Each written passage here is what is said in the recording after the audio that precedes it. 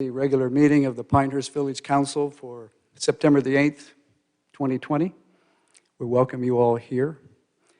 Our first order of business will be reports from the Village Council and the Village Manager, after which time we're going to have some adjustments to the agenda that was previously posted due to some developments over the last couple of hours, and I'll discuss those at the end of our reports. From the mayor's point of view, I always like to remind everyone at this meeting, at the outset of our meetings, that you're doing the right things by wearing masks. We will have our masks on, particularly up here when we're not speaking. And we appreciate the fact that you're here, and we'll keep the room as separated as we can. This is expected to be a fairly busy meeting today, so your cooperation is very much appreciated. But do continue at home and as you travel about to maintain safe practices so we can keep the village of Pinehurst and Moore County as safe as possible. Thank you very much for that. I'll now go to reports from our village manager, and then we'll circulate around through the village council for whatever comments they have this afternoon. Jeff? Thank you, John. I'd just like to comment on one thing, and this is not new to the council or to staff. We're all keenly aware of this because we're all working very hard to get ready. But a couple of weeks ago, we were notified that we have been selected for a site visit associated with our National Baldridge Award application. We are one of 9 organizations across the United States that was selected for a site visit pursuant to potentially being awarded or recognized at that level.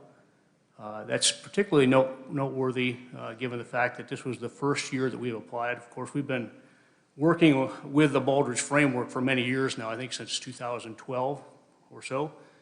But this was the first year that we made a national application, and it's very rare for an organization to be selected for a site visit on the first application, but we fortunately were. And the site visit will be done remotely, which is new based on the current situation across the United States, but it'll take place from October 1st through October 10th. That's all I've got, John. Thank you very much, Jeff. Lydia? This is some pretty exciting news. The National Association of Olmsted Parks has specifically reached out to Pinehurst to let us know that the year 2022 is the 200th birthday of Frederick Law Olmsted. For those of you who don't know, our Pinehurst National Historic Landmark designation is based on 2 very distinct pillars. The first is golf and Pinehurst's role in the development of golf throughout the late 18th and 19th centuries, but also the second pillar is the work of Frederick Law Olmsted and the design of Pinehurst. So they've reached out to us because they would like for us to participate in the celebration, but what this entails. This celebration will provide an exceptional opportunity for Pinehurst to showcase our very special landscape heritage, and also Olmsted 200 is promoting Olmsted heritage tourism in 2021, 2022, and beyond. So this was an initial contact on their part. They're excited about working with us. They think they might do some displays, some exhibits, some tours. They're not sure, but I've told them we would be happy to participate. They have a great little flyer called Olmsted 200, and all you got to do is Google Olmsted 200, and you can get this brochure and find out more about what they're doing with this celebration. That's it. Thank you, Lydia. Kevin Drum.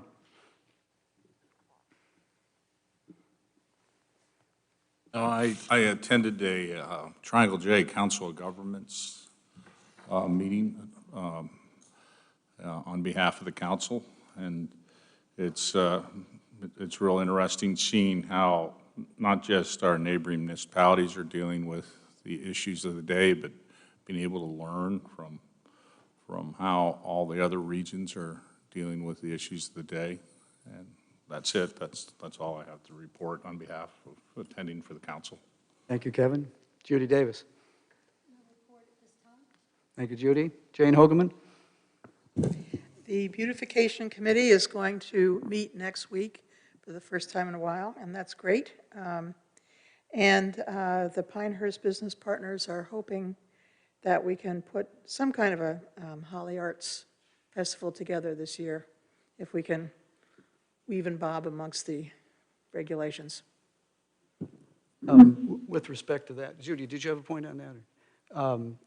I believe all the Holly Arts Festival organizers are in touch with Mark Wagner from the Parks and Recreation Department, and he with them Right. on the way forward, because it's still a bit tentative, but we hope we'll be able to do that.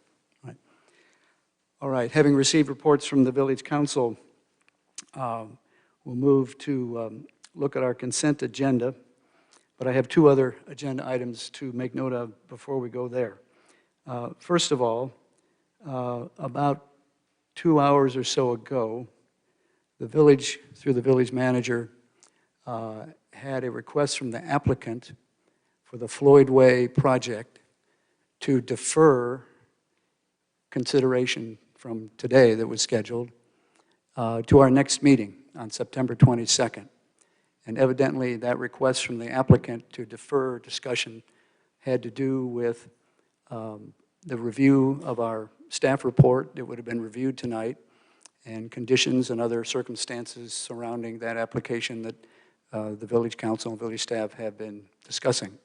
So we will not be having any discussion at all tonight on that particular project, and I wanted to make that clear as early as possible in the meeting, because I know a number of you are here, and we thank you for that, to have listened to and perhaps commented at that particular hearing. So we will defer any discussion on that subject to September 22nd, or potentially until such time as the applicant is ready to respond to that report. Jeff, is there anything else about that request this afternoon that you would wish to comment on? I think what you said is about all I know. Okay, all right, fine.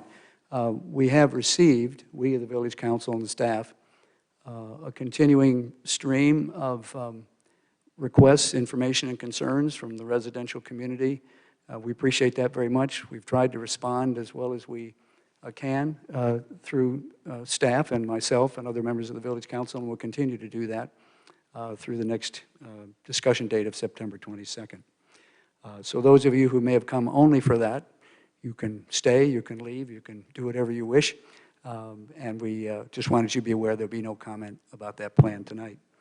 Now, having taken that off the agenda, suggestion to the council is we could move from our work session agenda, which would follow the regular meeting, discussion about the nuisance ordinance, rather than defer that to the work session itself. Would there be any objection to members of the council to move it into the regular meeting at one of our other points of contact, probably in substitution for the Floyd Way discussion? Any question on that? At a timing, for timing reasons? It's just, we might as well bring it up earlier than later, and we may not be prepared later on. Might I suggest that if we slot it after the special intensity allocation discussion? Yes. So that if the party we're expecting shows Yes. up and we haven't done that yet, then it can still be moved back to the work session. So that would make it item number 7, and we'll bump the other numbers Right, accordingly. yeah. Okay. Any objection from council on that? I don't believe we need a resolution. I don't see any objection. So we'll move that nuisance discussion into the agenda after the special intensity allocation, item number 6 and 7. Having done that, we'll move to approve the consent agenda. These are items that have been previously considered and will be handled in one motion. But first, is there any item in the consent agenda or those reports that a council member would wish to pull out or have further discussion on? Seeing none, is there a motion to adopt the consent agenda then? Police numbers look really good in my review. I just thought I'd comment on that. Comparatives to last year, but I'd like to move to approve all items listed and considered routine on the consent agenda. Is there a second? Motion by Kevin Drum, second by Lydia Bosch. All in favor say aye. Aye. Aye. Any opposed? None opposed. The consent agenda is adopted. we'll move into item number 4 on tonight's agenda. A resolution honoring Molly Rowell. Molly, would you come to the podium in the middle, and I will meet you there with mask. That's great.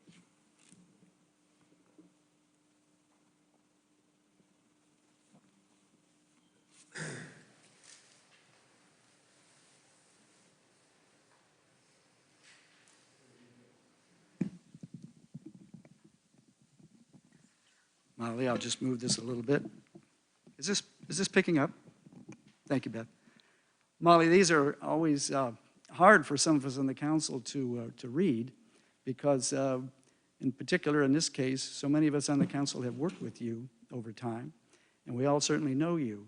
And we're glad you're going to continue to work a bit with the Beautification Committee, but your wonderful service as chair has come to its end at your request, I might add. So on behalf of the Village Council, I'm going to take off my mask so I can read through my foggy glasses and make sure I get this resolution correct for you. Whereas the Village Council of Pinehurst, North Carolina, wishes to acknowledge and express its appreciation to Ms. Molly Rowell for her dedicated service to the citizens of Pinehurst as chair of the Pinehurst Beautification Committee. And whereas Ms. Rowell was appointed as chair of the Beautification Committee on March 11, 2014, and served continuously and faithfully from that time. And whereas Ms. Rowell was instrumental in the efficient operation of the Beautification Committee, always conducting the village's business in a courteous and professional manner. And whereas Ms. Rowell was deeply involved in planning and implementing the annual decorating of the village for Christmas in both the village center and the surrounding historic district, a tradition which has brought great pleasure to the residents and visitors to Pinehurst alike. And whereas Ms. Rowell was instrumental in numerous beautification projects throughout the village, in conjunction with and in cooperation with various garden clubs, the North Carolina Department of Transportation, and the Village of Pinehurst Public Services Department. So now, therefore, be it resolved by the Village Council of Pinehurst, North Carolina, in a regular meeting assembled the 11th day of August, 2020, as follows. Section 1, that the Village Council hereby expresses on behalf of the citizens of Pinehurst deep appreciation and gratitude for the gifts of time, ability, and determination given as the chair of the Beautification Committee. And Section 2, that the village manager is hereby directed to have a copy of this resolution presented to Ms. Rowell as just a token of our gratitude. Resolution passed 11th of August, delivered 8th of September, 2020. Molly, thank you so very much.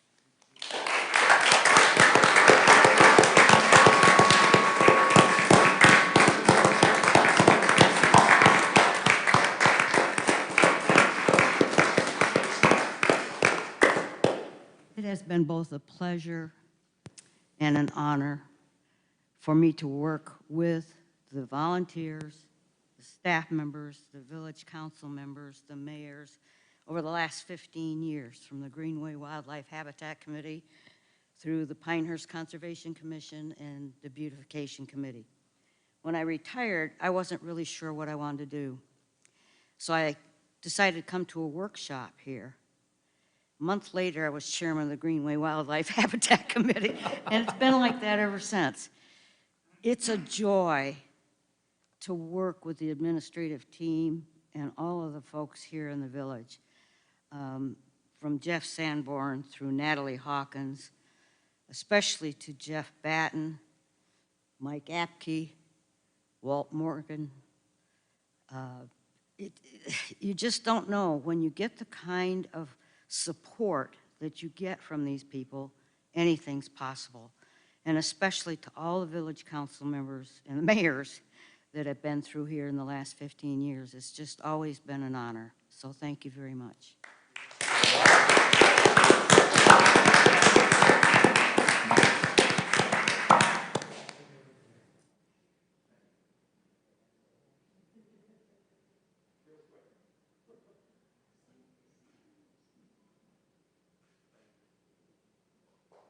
Thank you, Molly.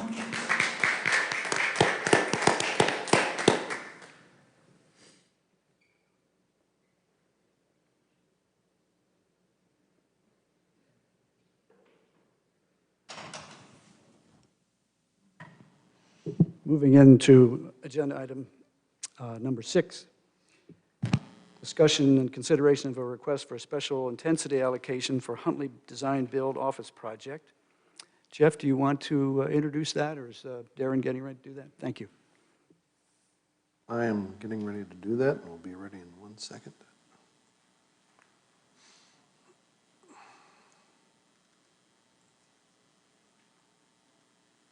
Okay, I'm ready. This is discuss and consider a request for a special intensity allocation request for the Huntley Design Build Office Project. The property owner is Huntley Investments. The property location is 8 Clark Court, PID number 960000374. The project area is 1 acre. The current zoning is Office and Professional, OP. It's in the Drowning Creek Lumber River Watershed Protection District. We have approximately 757 acres of allocation remaining within that district. It's within the village's corporate limits. The existing use is vacant land. The proposed use is office building and related surface improvements. The proposed impervious area is approximately 11,299 square feet, or approximately 26%. Currently with the watershed regulations, they're limited to about 12% maximum impervious area, and a parcel of that size, it's just over 5,000 square feet would be the limitation. I think the building in this case is 4,000 square feet. So this is the subject property, as you can see. It's off of Beulah Hill Road in the Trotter Hills Office Park. It's right off of Clark Court there. You can see right off the cul-de-sac. This is a proposed site plan that is going through minor site plan review with the TRC right now for permitting purposes. Right now we've stopped the review at this point because the allocation needs to be made or it cannot move forward. You can see this is the proposed site plan. It has the building, proposed office building, some surface improvements. It's an 8-car parking, I think it's 8-stall parking lot that just meets the minimum requirements for parking. This is the detention basin. When we talk a little bit about the BMPs, this is the stormwater basement that is on the north side of the site in the rear yard. Special intensity allocations are governed by under our PDO, section 8.3.3.1 of the PDO. The regulations are established to protect water quality and result in impervious area limitations, stream and reservoir buffers, and there are some land uses that are restricted. There are 4 areas of watersheds that are covered in Pinehurst: the Drowning Creek Lumber River, Nix Creek Cape Fear, Little River Intake, and Little River Vass. Here you can see the map of the watersheds in the Pinehurst area. This one is in the dark area, the brown area. So PDO standards. Projects must minimize built upon surface area and incorporate best management practices to minimize water quality impacts. That is a requirement that is reviewed at the TRC level, and it will be a requirement at permitting. Village Council must approve the special intensity allocation in accordance with any adopted policies it has related to the distribution of the special intensity allocation, Resolution 1313. That says it shall be the policy of the Village of Pinehurst to only allocate special intensity allocations to properties that are located within the corporate limits of Pinehurst, or to properties which have an active voluntary annexation petition to the Village of Pinehurst. In this case, the property is already located in the Village of Pinehurst. This would be a history of allocations that have occurred in the watershed district. The most recent one was the Pinehurst Resort and Beach Club improvements. That was about 5.81 acres.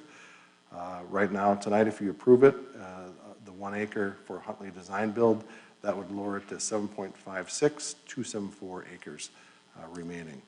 Staff is recommending that you approve the SIA of 1 acre within the WS2 Drowning Creek watershed as requested. And I'm done. Okay.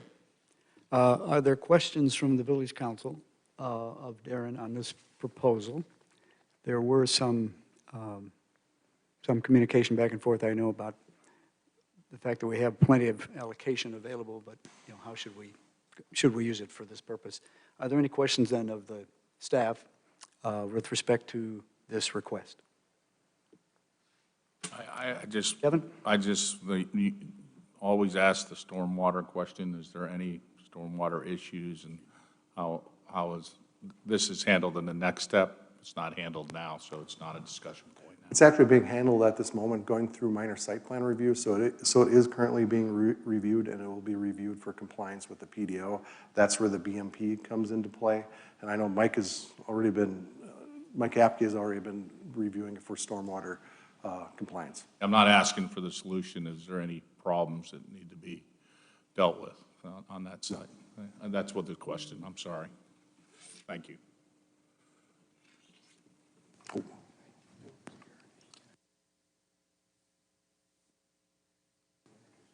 Oh, the applicant's engineer is here also with LKC, so if you want to direct some of the questions with respect to the stormwater, Philip is here to answer some of those questions. And I think the site is being designed for a 25-year storm event, Philip, is that it? Yeah, yes, please. And would Thank you you, sorry. You can use that microphone, and please identify yourself so we all can be aware and hear. My name is Philip Pasterno. I'm with LKC Engineering. The pond per the PDO's standard is for a 10-year design storm, but we've actually designed it to where it can handle a 25-year design storm as well. Excellent. Greatly appreciated. To your knowledge, I was going to ask this of Darren, and I can as well. This particular area, Trotter Hills, is starting to fill up some. Is it likely that as other development occurs near that we'll have some additional requests for uses of the watershed allocation? Yeah, absolutely. Yes. There will be. Yep. And unless the site can develop under 12%, which is very difficult to do. I think you're going to see, I think we have a couple under review right now within Trotter Hills right now, so you will be seeing something in the near future. I would assume each of those is rather modest. Correct. Okay. Because we still have the governing standard within the PDO, so if they weren't in the watershed district itself, you would default to the OP standard, and that's a maximum of 70% in the OP district. Okay. All right. Other questions from council? Seeing none? Hearing none, is there a motion then to adopt this present? Excuse me? Plan.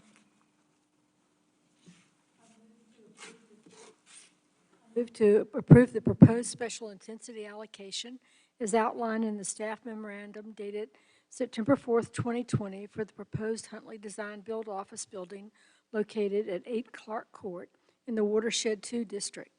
If development approval shall expire, this SIA, special intensity allocation, shall be rescinded and the allotted allocation shall be returned to the pool for future allocation. I'll second that. That's a motion by Judy Davis, a second by Kevin Drum. All in favor say aye. Aye. Aye. Any opposed? That's unanimous. Thank you very much. Thank you for your attendance today. Good to see you again, Phil. Thank you. We'll move then into our amended agenda and take up the council discussion about the developments and changes to our nuisance ordinance. Jeff, you will lead that? I will. Thank you. Good. We're not going to give a printout of the final, right? We didn't, there wasn't, okay.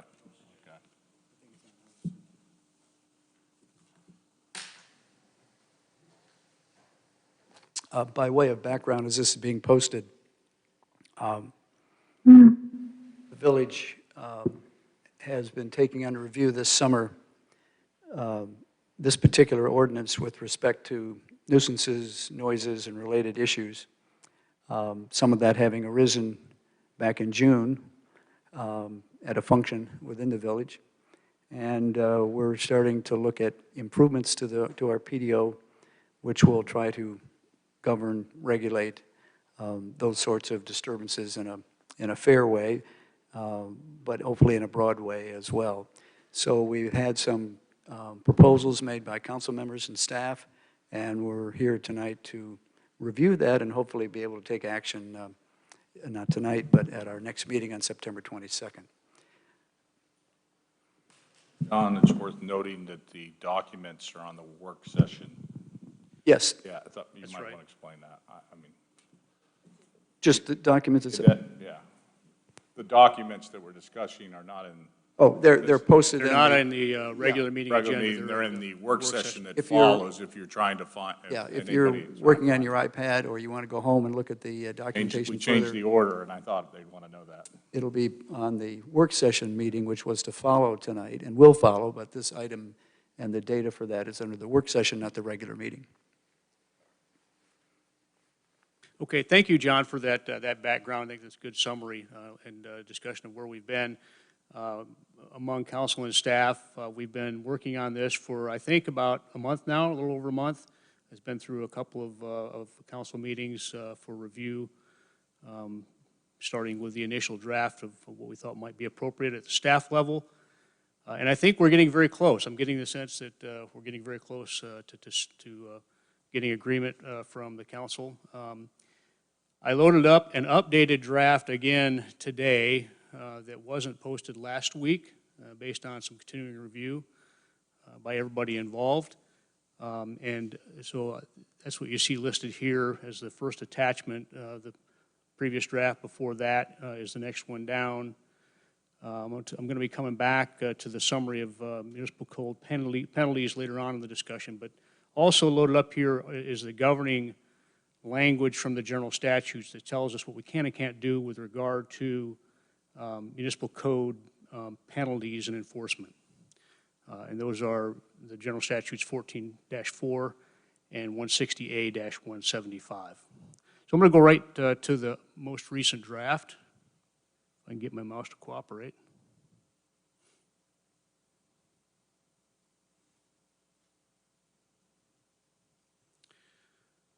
And for everybody's benefit, the whole Chapter 92 is loaded up here, but most of the changes are backloaded in Chapter 92.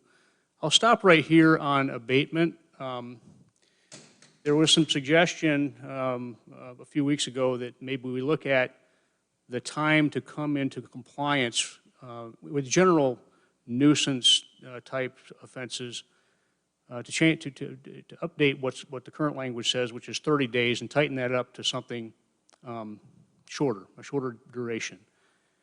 There's some history behind this question. About 5 years ago, the village reviewed all of the timeliness aspects of our municipal code violation compliance issues. And at that time, the council decided that they wanted because it was very confusing. We had different timelines associated with all the different offenses across our municipal code. It was hard for the public and for council and for even the staff to keep track of what the right timeline was for a given type of offense. So at that time, the council decided to standardize everything at 30 days. And, as is always the case, there's never a perfect solution. By changing everything to 30 days, we have continued to have concerns among staff and council and the public about how quickly we can get things into compliance around the village. For example, if we issue a citation because the grass is, 2 feet tall, and we allow 30 days for the offender to get it cut, that's a long time to let a situation like that linger. So I think it's a good discussion to have about this particular situation, which is all the nuisance ordinance language, whether or not 30 days is right. But there's a larger context there too that I want to make sure that you're aware of.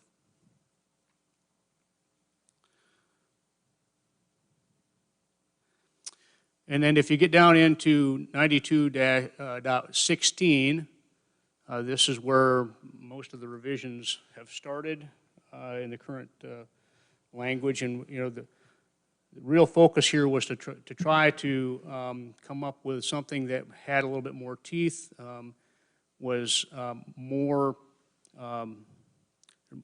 creates a brighter line with regard to what is and is not a violation, and so that's why we you see some of these decibel thresholds corresponding to this updated language. For the public's benefit, you'll see references in this document to 55 decibels and 40 decibels. And that corresponds to kind of best practice around the world. It's something that the World Health Organization came up with regard to what actually constitutes a nuisance with regard to noise level.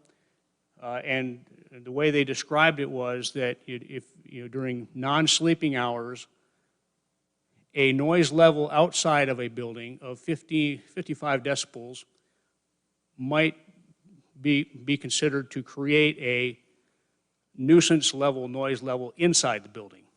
Whatever that decibel level is, I don't know what it is, but the idea is it's measured outside the building. And if you have something that's higher than 55 decibels, non-sleeping hours, then it might create a nuisance inside a building. And then the 40 decibels is the same thought process with regard to folks that are sleeping.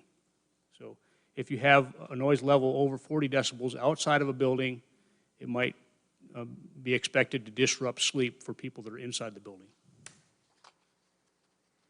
See that we added some language there trying to, there's this question of, the peak noise level and also sustained problems where you might have several spikes over a period of time.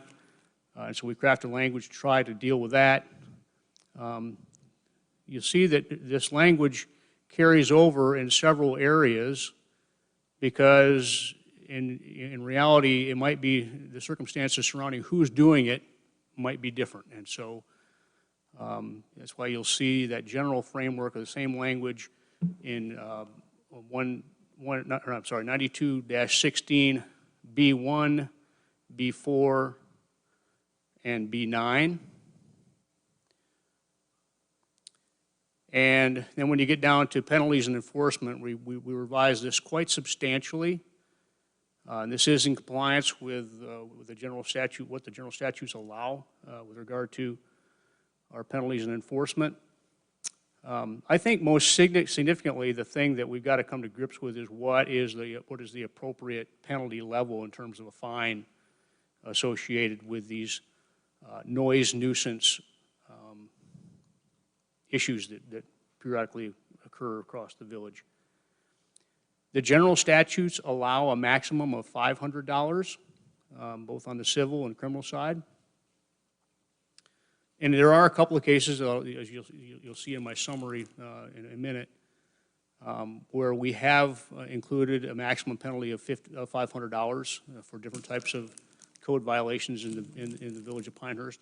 But the overwhelming majority of things that we assign penalties to and associated with our code language or our municipal code language carries with it a typical $50 fine.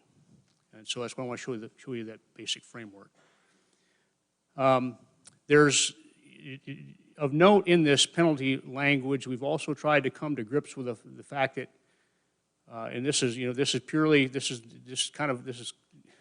an offspring of the example that occurred this summer where you had a party that was kind of a business operation, but it was, a renter of a property in the village of Pinehurst. There was an owner involved. There was a property manager involved in that. And what we really want to do with this language is create incentive for property owners and property managers to include appropriate language in the contracts that they have with the folks that use their property that helps us to prevent these types of problems in the future. And that's really the reason we've included 92.17C, where somebody is under contract, rental or otherwise, with the legal owner of the property or with the agent of the legal owner of the property, and allows us to reach back to the property owner after the first warning type situation and assess a penalty there as well. So I'm going to go back now. I want to show you the summary of penalties.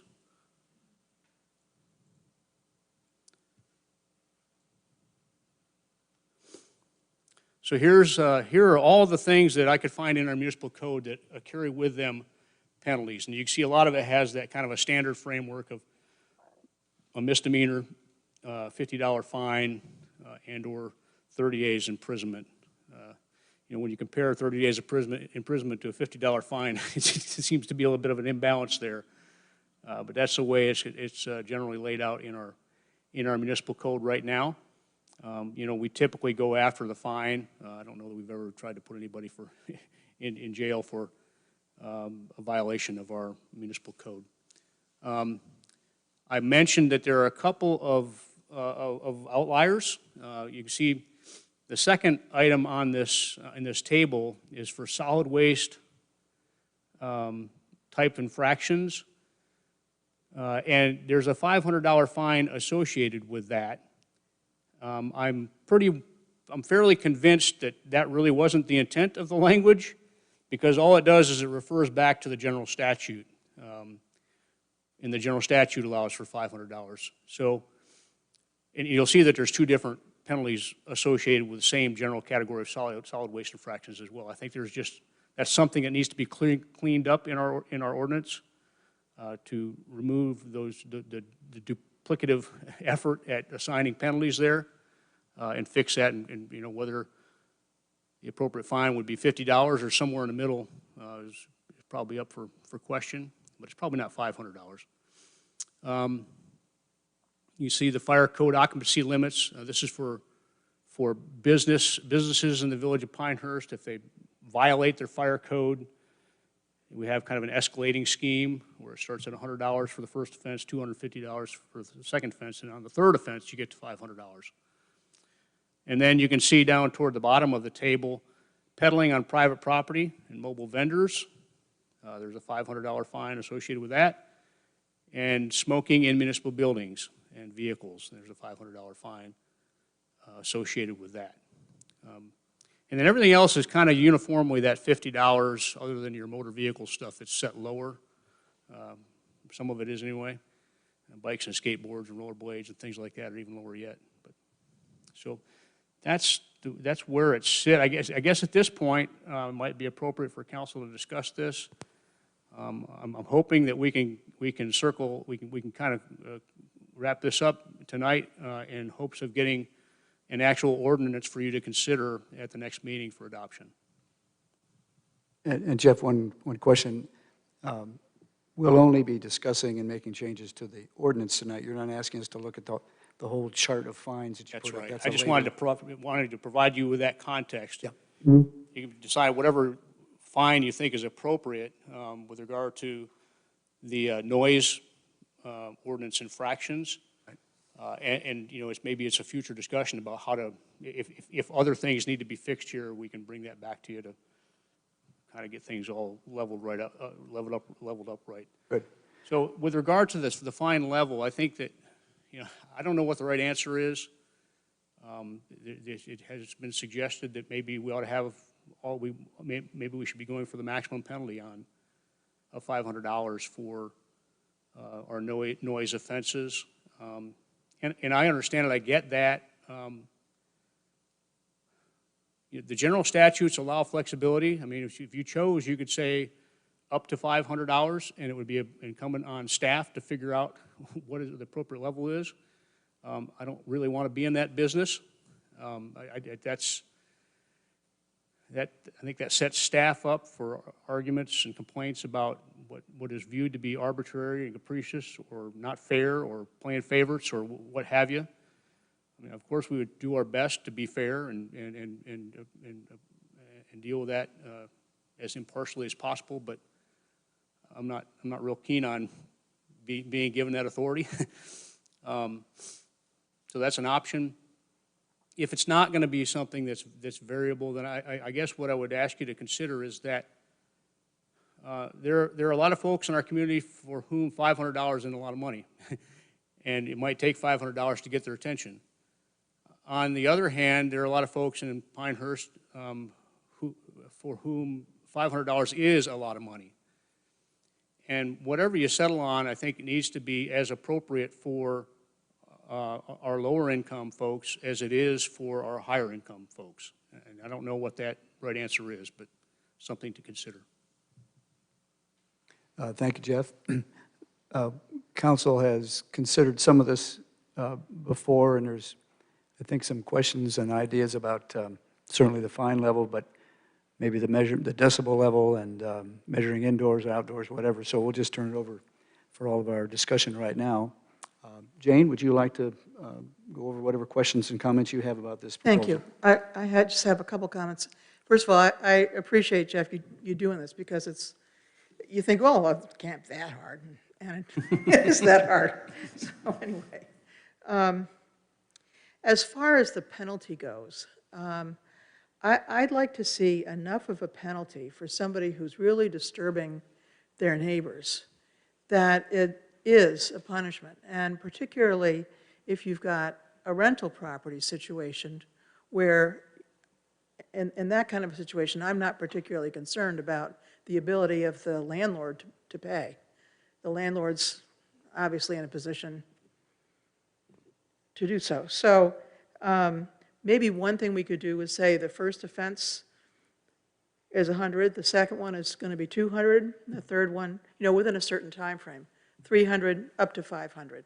And that way there's no discretion to the staff, but at the same time, a recidivist is going to be, is going to feel it. And maybe that's one way to do it.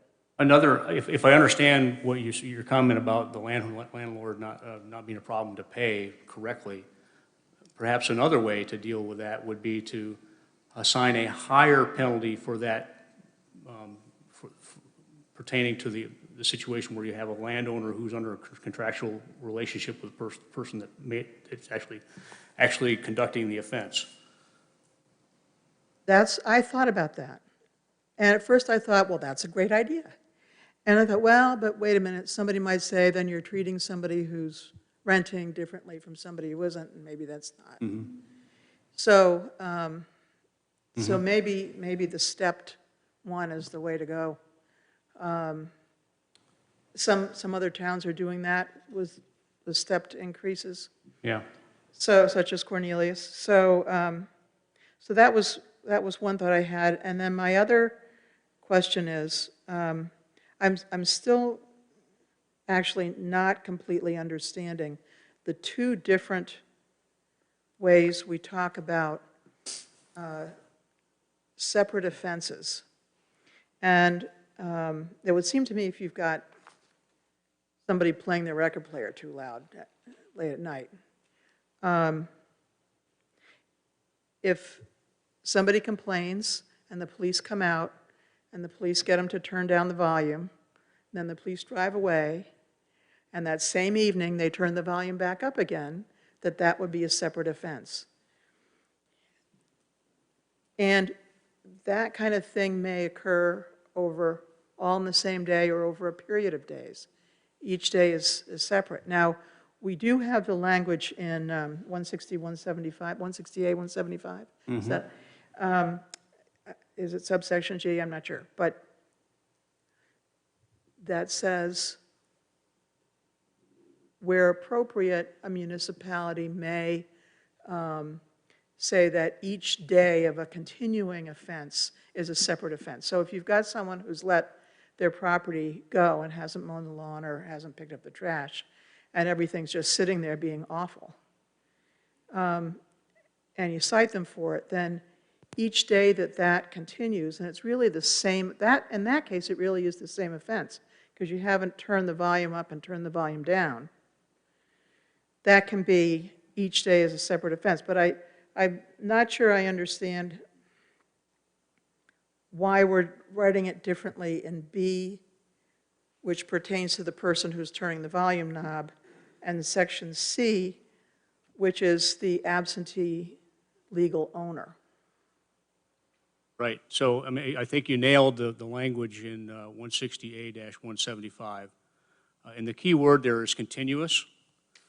Yeah. And so the distinction that I put in this draft is that, so under 92.17B, this is a situation where, for example, you just had, like you said, somebody playing their record player too loud. I'm not sure, does anybody still have a record player out there?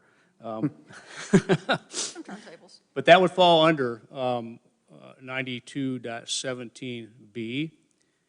And it says, for penalty purposes, each violation recorded and subsequently abated on any distinct enforcement officer visit shall constitute a separate offense. And so the situation you described, where an officer responds, issues a citation, gets them to turn it down, and then later on they turn it back up, under this language, it would in fact be a second offense, and a third, and a fourth, as long as they continued that pattern. And a critical question here is that allowed by the general statute language? And I think it is, because in the general statute's language, it uses the word continuous. In other words, it wasn't abated. And I think you're right that that language was probably really crafted pursuant to things like, people didn't mow their grass, or things that just they don't fix it on the spot. But the language is what it is, and we've got to live with it. And so the long and short of that is, I think B does cover what you're talking about, and would assign a separate infraction, as you suggested would be appropriate. And in the case of C, I wrote it differently because I didn't think it was fair to hold the property owner responsible for something he or she may or may not actually be in a condition to fix. In other words, we might even be able to contact them that day. And they're certainly not necessarily on the property when it happens. If it's somebody who's under a contractual relationship with them, is on the property and is conducting the offense. And so I thought it was appropriate there to fall back to the one offense per day type of a framework to treat them more fairly. So Jeff, you're obviously comfortable then with your language here. You're not arguing the point, because we've had this discussion a little bit earlier, I guess. So this language will cover the multiple offenses on a given day, and also the single offense that might occur on a separate day for some other problem. It would, yes. Okay, now, Jane, that starts to answer your question, does it, Jane, or did you have a different view of how that could be worded? On the consecutive violations on the same day. I'm not so sure I'd let the legal owner off the hook if he's got a tenant in there and there's repeated problems. Mike, do you have an opinion on that? Do we owe the owner a responsibility or an offer to respond before we can start piling up multiple offenses on them? I think the owners, as long as we have a method. Mike, would you hold 1 second, please? We'll get you the right microphone. This is Mike Newman, the village attorney. Thank you. As long as you have a method in which to notify the owner and give them some kind of actual or constructive notice that this is going on, I think it's fine to do it that way. What you want to avoid is an owner using a rental agent as some type of shield, as I didn't know, I didn't know, I didn't know. So we could draft it that notice to the rental agent is actual notice or constructive notice on the owner itself. You could draft a statute that way to prevent what I have at least a few times have seen, where owners declare that I didn't know about this, I'll deal with it later, and meanwhile this is probably the 5th time it's happened. So you can nip that in the bud just by adopting appropriate language. Mike, maybe more to the point, is it okay for us to issue multiple citations for example, let's say a party is happening at a short-term rental, like what happened this summer, and our officers go out and they issue a citation, they get them to turn it down, and then an hour later they turn it back up and the officers go back out and they issue another citation and they get them to turn it down. Is it appropriate for us to assess a penalty against the owner for each one of those infractions, or must we first notify them and give them an opportunity to bring the situation compliance before we start issuing multiple citations like that. Well, you're always back to the setup between the property owner, the rental agent, and the person to whom they are renting, the violator.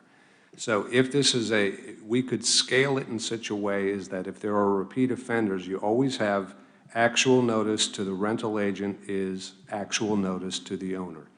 And then I think the staff should have the discretion probably in determining whether or not this is a repeated pattern, this is a one-shot deal, as to whether or not in other words, there can't be a one-size-fits-all, even though we always want to avoid anything arbitrary and capricious. That's the one thing about nuisances. We could sit here all day and try to list out every nuisance we can think of, and I guarantee you're going to miss some that happen a month from now. So as long as you're doing your best and there's a rational basis for it, it's going to pass judicial scrutiny if ever challenged. But I think what you need to do, I think Jane brought up the situation where the actual owner, we want to have the ability to stop the violation. And the further you move away from the actual owner, the more difficult it becomes for staff, the more difficult it becomes for council to actually address the problem. Because the problem is, it's affecting the neighbors. And if you adopt an ordinance where it's harder and harder to get to the actual owner that can put a stop to this, then you're prolonging the problem unnecessarily. So I do think you can assess multiple violations against the owner under that circumstance. Multiple without giving them the opportunity to fix the first one. Right. The same as if it was at my house and I own the house and it's my record player using the scenario, and Lee Gatlin comes over, tells me to turn it down, gives me a citation. I say, great, thank you, I'm sorry I turned it down, but I'm mad at my neighbor. And as soon as Lee drives down the block, I turn it back up to get at my neighbor. It's not just that neighbor, it's every other neighbor that's being offended by my conduct. So in that situation, I should be receiving multiple violations. And in the same sense, if I'm simply renting from an owner through a rental agency, and it's that kind of conduct, it should be able to reach to the actual owner. Okay. Because that should be part of their rental agreement with their rental agency. You're going to be on the hook for these things because of what we're trying to prevent and what has happened in the past. We have actual experience with these things. So that's my view. And it will pass judicial scrutiny. Thank you, Mike. Thank you. So are we happy with the way this reads then? I'd like to see stepped increases. Step part, okay. Yep, up all to right. 500 within, a 24-month period, something like that. Same owner, same. Right. Well, how does the rest of the council feel about that? Judy, what do you? I have a question about the 24-month period. That seems awfully long. And so I was just wanting to understand why we thought this would be a good construct. Yeah, good question. What's too long and what's too short? I think the thought process was, at what point do we as a community think that, for example, a property is a problem? And if you make it shorter, then you're allowing more violations without going after an owner like that. For example, let's say you had one violation at property XYZ in a contractual relationship like that in December of 2019. And same property, same owner, same type situation. It happens again in January of 2021. 13 months has elapsed. Does that suggest a problem, a pattern, and therefore we should be assessing a penalty over on the owner, or does it not? The 24-month period would allow us to assess a penalty. A 12-month period would not. Did that make sense? Not exactly, but, Yeah. I mean, it just seems to me that it's an awfully long interval, because in between, you've got chaos. All that chaos is when we actually can start assessing penalties and collecting fines. Right. But if it's a shorter interval, then you're running the risk of having repeat offenders that we don't assess a penalty for because you're restarting the clock. What if we said, Lydia, a little closer, please. Go ahead, but just, I understand you make the 24 months make more sense, but what if within that 24 months, it's every 3 months? Yeah, I mean, Then every month, they would be getting another penalty, and we'd be assessing a fine against them. against the owner. They only get one warning. Right now, the way this is written, if they get a warning, they have to go a whole 24 months without having another offense to avoid getting an actual penalty. But if it happens every 3 or 4 months, then every time it happens, the owner will get a penalty? Yes. Let me go back to it while I'm at it. You know, I think we've got two different situations. You may have someone, we've got a situation like this in Pinewell, where you've got one person in a house, and once a month the police are called. So that person does not leave that home like in a short-term rental. And I would think in those, I like starting at 100, and I like a graduated penalty. For the property owner?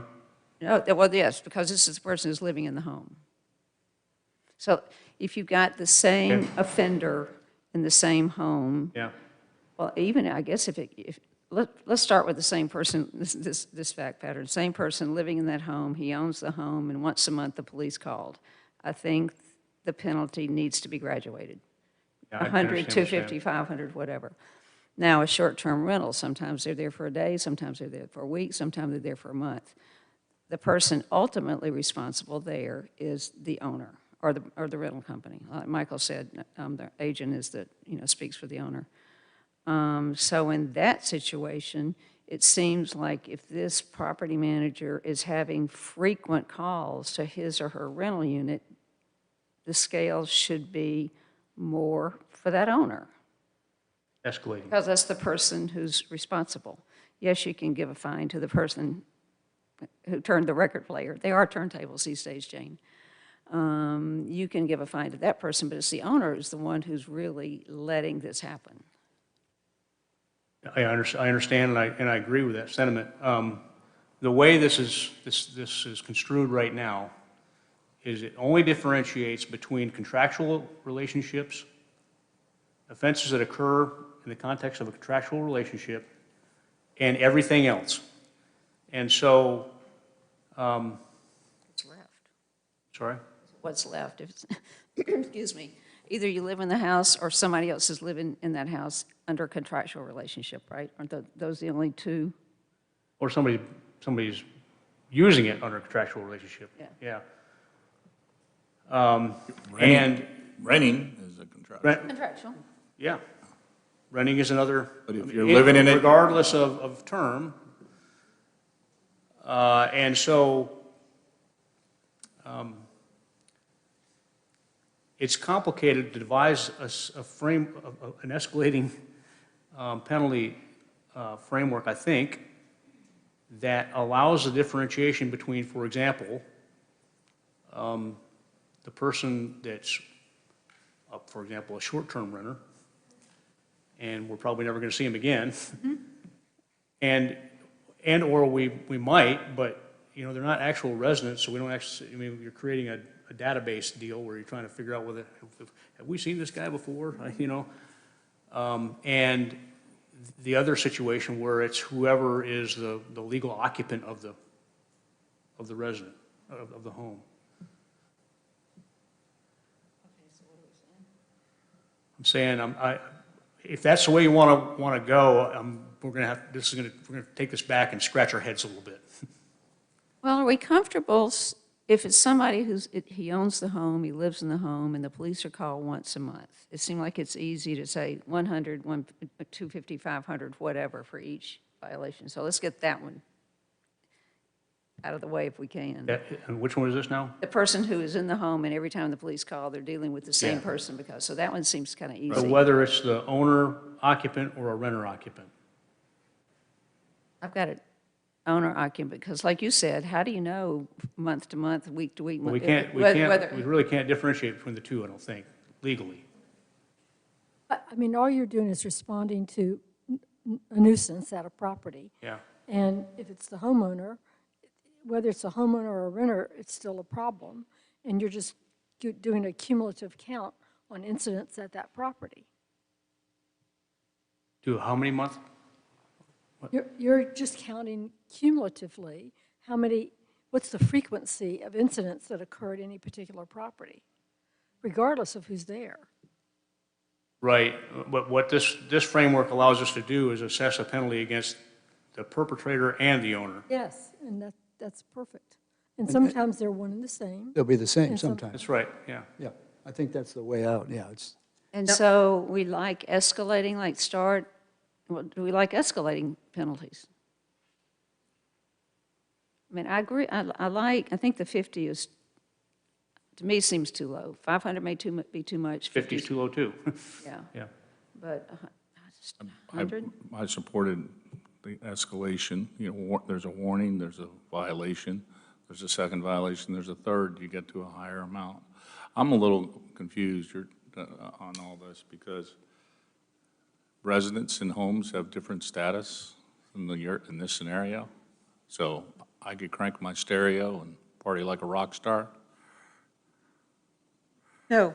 Everybody Kevin. is subject to penalty, yeah. Well, I'm just saying, it sounded like there was some differentiation and contractual relationship. The only I have no differentiation contractual is- relationship. The only differentiation is this language allows us, in the situation where there's a contractual relationship involved, to, in addition to penalizing the person that's doing it, Yeah, okay. penalize the owner. Okay, then that's fine, that's what I thought, but I'm still not done. You got an owner, that's easy, who offends this. I agree with the decimal, you proved it on how you found the decibel language to me. Like I'm okay with adding the decibel language today. I think we're talking about execution, fines, how to do it. I think there's agreement on the decibel language, so I just thought that was important. Let's just differentiate that, okay? Let's get that done. And I'm really concerned on how it's executed. I can't figure it out. I mean, you got an owner that's offending. You got an owner that's renting a house, so are they both, is the renter and the owner getting penalized in this case, just a long-term rental? Yeah. Okay, and then third scenario, you got 3 people involved. You got the people occupying, being the offender. You got the contractual company renting it, and then you have the owner. So you got 3 people involved in a short-term rental. You got 2 people involved in a long-term rental, and then you got 1 involved in an owner-occupied. And I'm unsure. I'd love to hear the scenario planning. And then I'm really concerned, like, I agree with the concept, so I'm all on board. I think we should approve the decibel things like immediately. But what I'm unsure about is how does it work? It's reported, and it has to be recorded at that decibel, right? Yes. So It would no be- one's talking language about would be that. on the Yeah. citation. No one's talking about that step. It's not just a reported nuisance. It's a reported nuisance and it being found to meet the decibel range, right? Right. I mean, it's a lot of administrative work to get a violation. It would just be written on the citation. But okay, I'm glad you told me that because it's not, there was one scenario I heard, someone reported. Yeah. Someone reporting and it being a decibel, at the decibel, it has to be proven to be at that decibel. And we have. Officer has to go out, Officer has take to the do that. measurement, and determine. Okay, well, yeah. then my only question is that there are 3 parties involved in not. short-term rental. There are 2 parties involved in a long-term rental, and there's 1 in a owner-occupied. How are those scenarios? Well, there might be 3 in all those, but. Well, I'd just like I to know think how yeah. those, I'm sorry. how those three scenarios would be handled. I think when you say the third party in short-term rental situation, you're talking about the management company? Is Yeah, that the management right? company. So this framework doesn't even think about the management company. It's the offender and the owner. That's interesting because Which is the same as you would treat the it others. flawed. So think about it this way. The player and the caddy are the same. What's that? Player and the caddy are the same in golf tournaments, right? It's really the same thing here in this. I agree, we can think about it that way. I'm okay with it if that's what we have to do, but I think that I'd like to at least understand how it's going to be applied, because there are three parties involved in those two. Jeff, how does this happen? The police officer, you get a call, officer goes out, measures it, it's too noisy. He brings somebody out, asks their name, issues a citation. And then how do you determine whether that is the owner, or how do you go, how is it But I'm figured trying- out from there? That would, the officer would, that was Investigate. part of their investigative work on scene.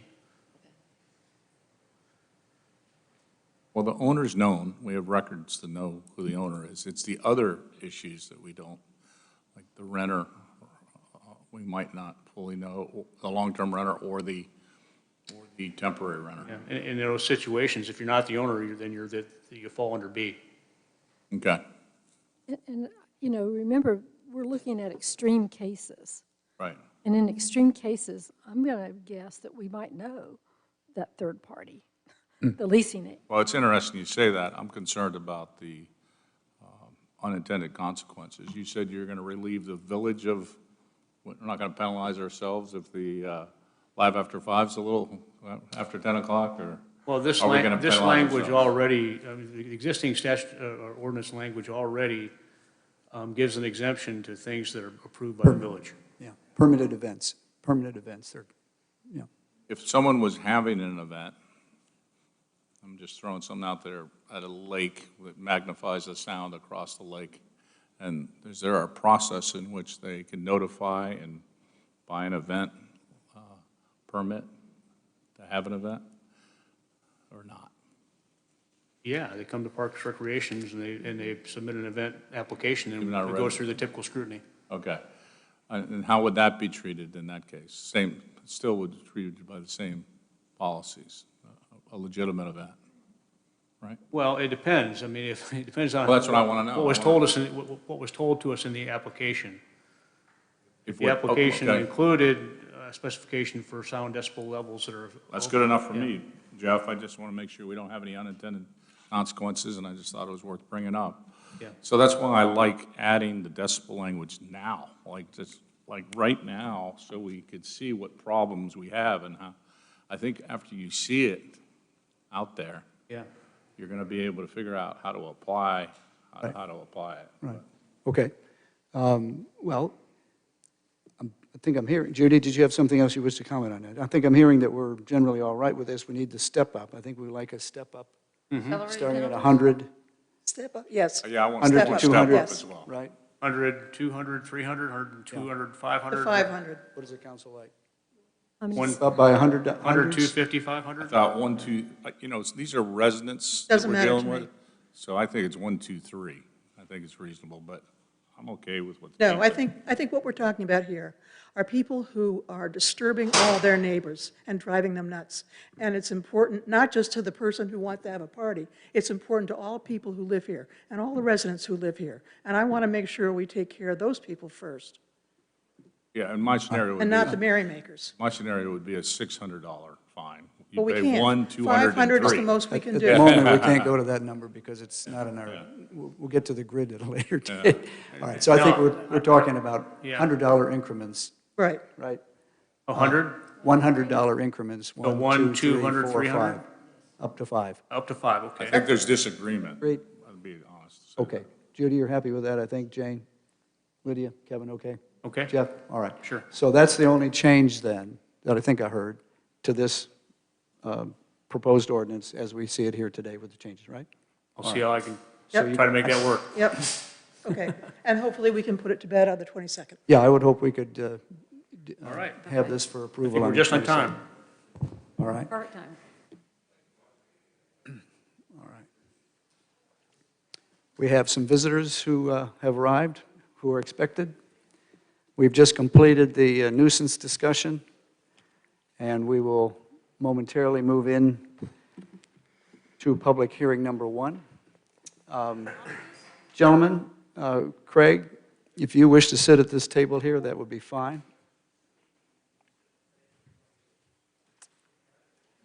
Pat Corso and Chris, thank you very much. I'm recognizing some people under masks, so Very good, Mr. Mayor. it's all right.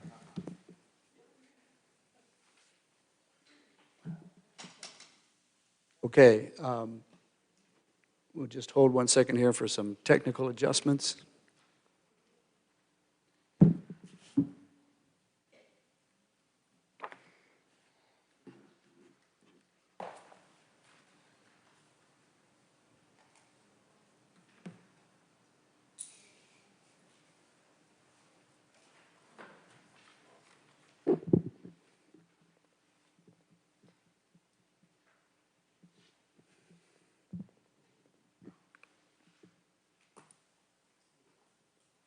I would entertain a motion to recess the regular meeting and move into a public hearing. I move to recess the regular meeting and enter into a public hearing. Second that. Seconded by Kevin Drum, originated by Lydia Bosch. All in favor of moving from the regular meeting into a public hearing, say aye. Aye. Aye. Any opposed? None? We're now in a public hearing. I'm going to make a few introductory comments, and we will then move into some presentations, including the village manager and representatives from an entity that has a contract to be discussed tonight with the village of Pinehurst. I want to first say, before I read some presentation or some summary remarks, that this public hearing is being held to entertain a very significant economic incentive package and some very interesting news, not only for the village of Pinehurst, but for the state of North Carolina. Because of non-disclosure arrangements that were required due to the very significant and multifaceted nature of this particular transaction, the village council and staff and others have had to keep this under wraps, quiet, for as long as possible to assure that this transaction could take place in confidentiality and move forward. So I don't apologize, nor does the council, for the fact we've had to be very quiet about this transaction, because it was required to do so in order to make sure it would happen. So with that, I'll give some prepared remarks. For several months, Pinehurst Village Council and staff have been engaged in a multifaceted development process with significant economic impact for the state of North Carolina, Moore County, and the village of Pinehurst. There will also likely be a significant impact on the world of golf. This opportunity has been titled Project Woodpecker. The transaction has several key components, but at its core are the village of Pinehurst, Pinehurst Resort, and the United States Golf Association. The plan is for the USGA to move several of its key functions to Pinehurst and to hold 5 U.S. Open championships between 2024 and 2047. There is also the potential for other USGA tournaments, both professional and amateur, to be held across the state of North Carolina in the future.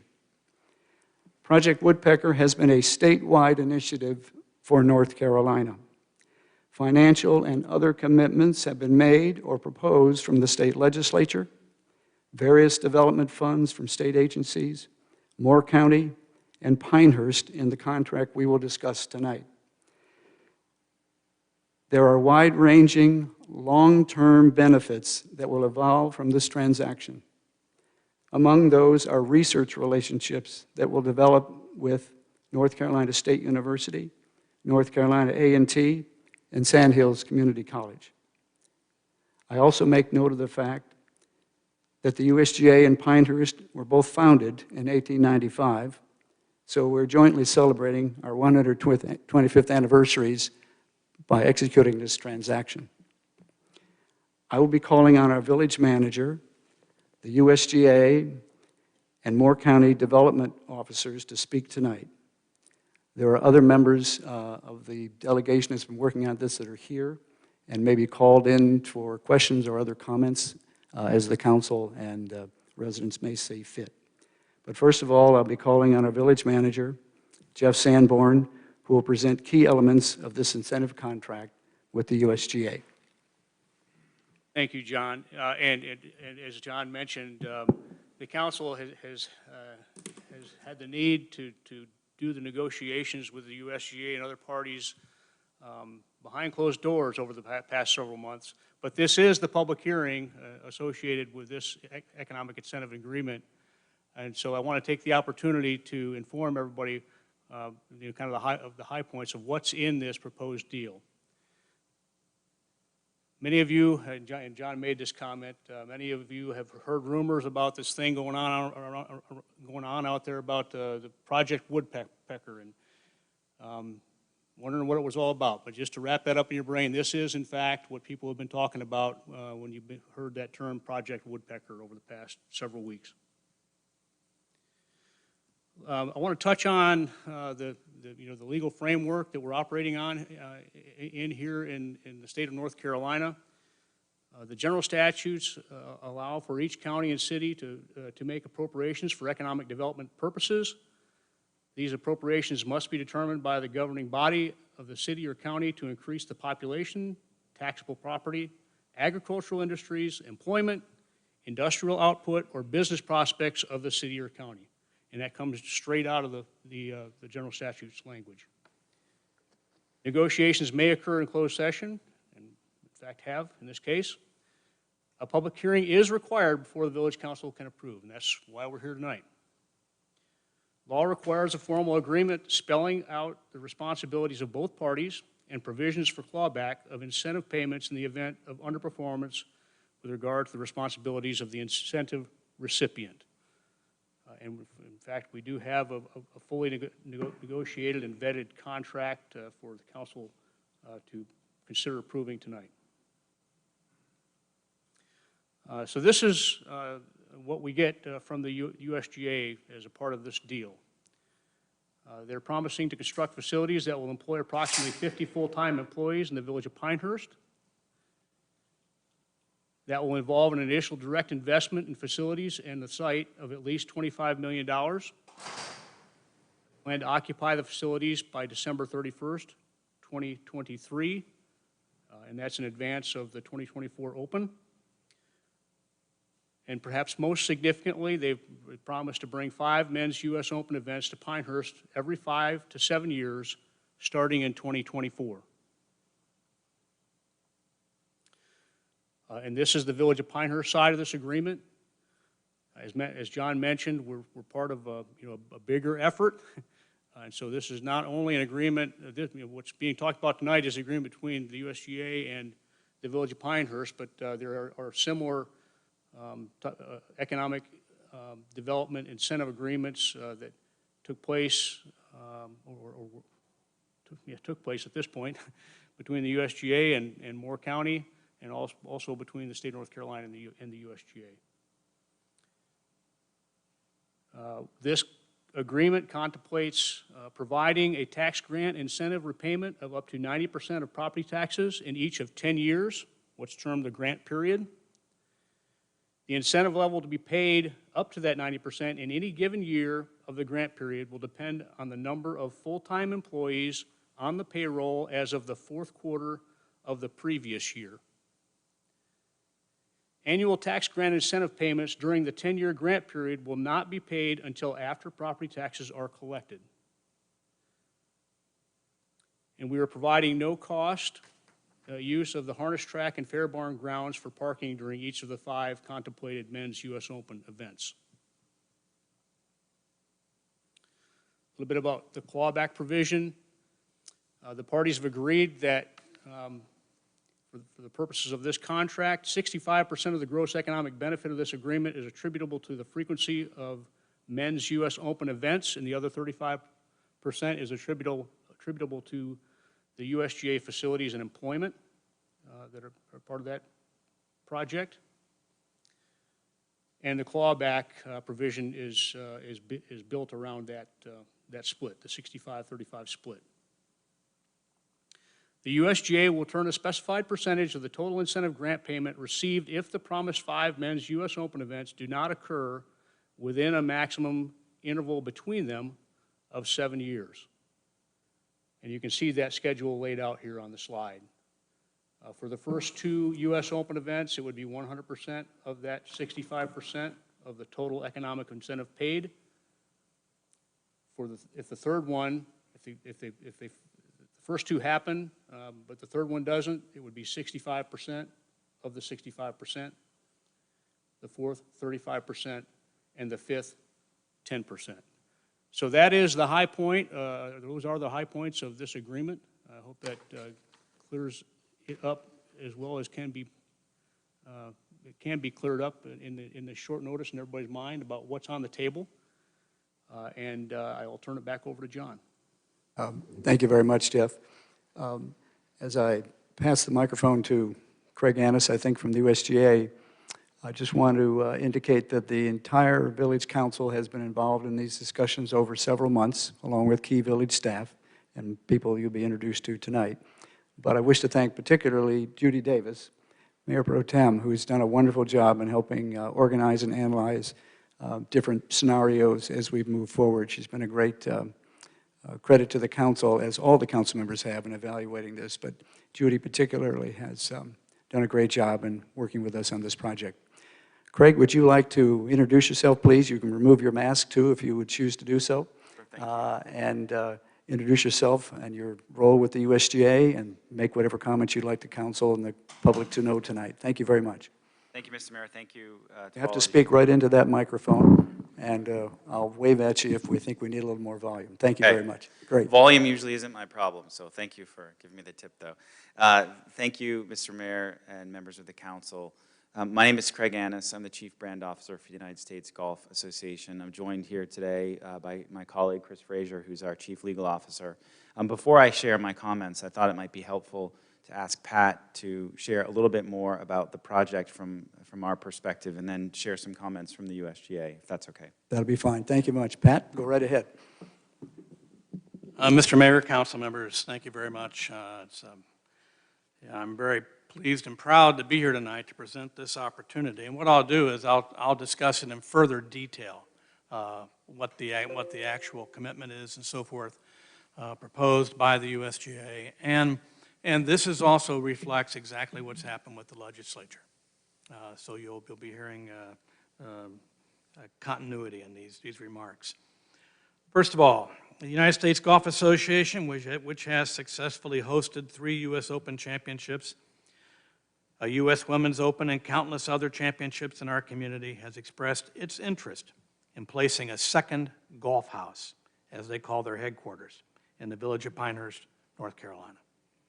It's critical to note that this is not a foregone conclusion and is subject to other funding opportunities currently in discussion on the project. Ernie, I got to ask you, is this the governor? We don't have an announcement from the governor yet, do we? Okay, we'll know, the final will be tomorrow. Provided these funding opportunities are made available, the USGA will commit to employing 50 full-time staff members in the village and to establishing a combined visitor center museum, offices for the USGA's foundation and green section, and a technologically advanced test center, the only one of its kind in America to test golf balls and golf clubs according to the rules that govern the game of golf. The USGA's mission to champion and advance the game goes beyond its golf championships, although they should not be understated. An independent economic impact study shows that the last U.S. Open in 2014 drove more than $500 million to the state in direct, indirect, and induced spending. Given all that the USGA intends to deliver, the total economic impact in North Carolina is estimated over the terms of this agreement to be $2 billion, inclusive of establishing their campus and bringing the championships here over the course of the next 25 years. As you know, a permanent presence has the potential to drive far more than that, as the USGA shows its commitment to be a part of this community for a long time. In expressing their desire for a permanent second headquarters in Pinehurst, they also are prepared to continue to bring major championship events to Moore County and North Carolina, reaffirming this region as the true home of American golf. Their commitment includes bringing 5 U.S. Open championships to the Pinehurst area every 5 to 7 years, beginning with the one already announced in 2024. In addition, a minimum of 2 U.S. Women's Open championships. Furthermore, the USGA's impact will also extend well beyond Pinehurst and Moore County to the entire state, with their promise to also bring a minimum of 13 additional championship events to venues throughout North Carolina within the next 25 years. Through their green section that is dedicated to turf grass agronomy and management, the USGA will also commit to advancing innovation and research that has led to more sustainable turf grasses used on nearly every sports field worldwide. As the mayor has stated, they've assured that members of that team will be based in North Carolina as they continue research with leading colleges and universities, including NC State, NC&T, and Sandhills Community College, which will provide future job opportunities and training. Through its USGA Foundation, the association supports the growth of the game by funding programs for juniors, women, and golfers with disabilities. Several organizations in North Carolina, including the First Tee of the Sandhills, have benefited from annual grants in our community, and we can only expect this investment for our youth to continue. Their desire to construct a permanent home in Pinehurst comes with a commitment to honor the traditions and respect for the game found here, and to preserve the historic nature of this community. Their desire to bring artifacts from their museum, the deepest collection of golf artifacts in the world, and share with those in the community and those who visit, underscores that fact. Through their actions and investments to the game, they have clearly shown they don't take these momentous decisions lightly, and they deliver on their commitments to give back to communities. To have the USGA in Moore County puts our community in an enviable position as we look toward the future. As the county's economic developer, I would be remiss if I didn't also mention that the USGA has provided a written commitment to work with partners in progress to facilitate the recruitment of additional golf-related companies, including headquarters, R&D, manufacturers, and associations, to Moore County and the surrounding region. With the USGA's engagement, we're confident we can build a successful recruiting strategy that will attract these companies and the new jobs and investment they will create to our communities and the region. In fact, an independent economic predictor model suggests that if just one company in each of those categories, headquarters, manufacturing, and association, were to locate here or in the region, the potential exists for over 460 new direct, indirect, and induced jobs to be created as a result. This is a great opportunity for the village with a partner that truly understands our community of golfers and citizens who love the game. There cannot be a better suited project for our area. There is no better time to look to the future than now, as both you and the USGA celebrate your 125th anniversaries. This community of golfers, the county, and the state stand ready to support it. We hope now that this arrangement will remain, through this arrangement, we remain the home of golf for the next 125 years. I recommend your approval and deeply appreciate the opportunity on behalf of Moore County Partners in Progress to speak this afternoon. And I know it's been a long road with a lot of ups and downs. And as Ernie has said, Ernie Pearson over here is from Nixon Pruitt. He's been the site selector. This is one of the most complex things he said he's ever been involved in. And I thank you very much for all you've done, your time, and your commitment to this project. Thank you. Thank you, Pat. Greg, I'd like to call on you, and as I do that, if you and or Chris have comments, that would be great. And after that time, I'll try to introduce the other persons who have come with you tonight to make sure everybody's introduced and residents will know who is in the room with us. We'll take questions from the council as we go along as well. but proceed now and give us some information you'd like us to have. Thank you. Thank you, Mayor Strickland. As I said, Craig Annis from the USGA. We're thrilled to have the opportunity to partner with Moore County, the village of Pinehurst, Pinehurst Resort, a number of other host clubs that we partner with throughout the state of North Carolina, and of course the state, to further our mission to champion and advance the game. We see this project as something that will help us accelerate that in a really significant way, given the sheer number of golf fans as well as avid and core golfers who visit Pinehurst each year. And we're better to begin a new chapter of American golf and the USGA than from right here in the beautiful state of North Carolina and the home of American golf. Pinehurst has always held a special appeal and place in the hearts of the USGA and golfers around the world. And this project offers a unique opportunity to create a perfect marriage from a relationship that has been built over the last century, a century in the making. And that history is really important to us. On behalf of the USGA, we want to thank the village for considering the financial support that Pat has outlined today, as well as Jeff, for this exciting project. We hope that you are excited as we are about the potential that this could bring the community, the county, and the state. And I'd like to thank the staff as well. This project was fairly complex.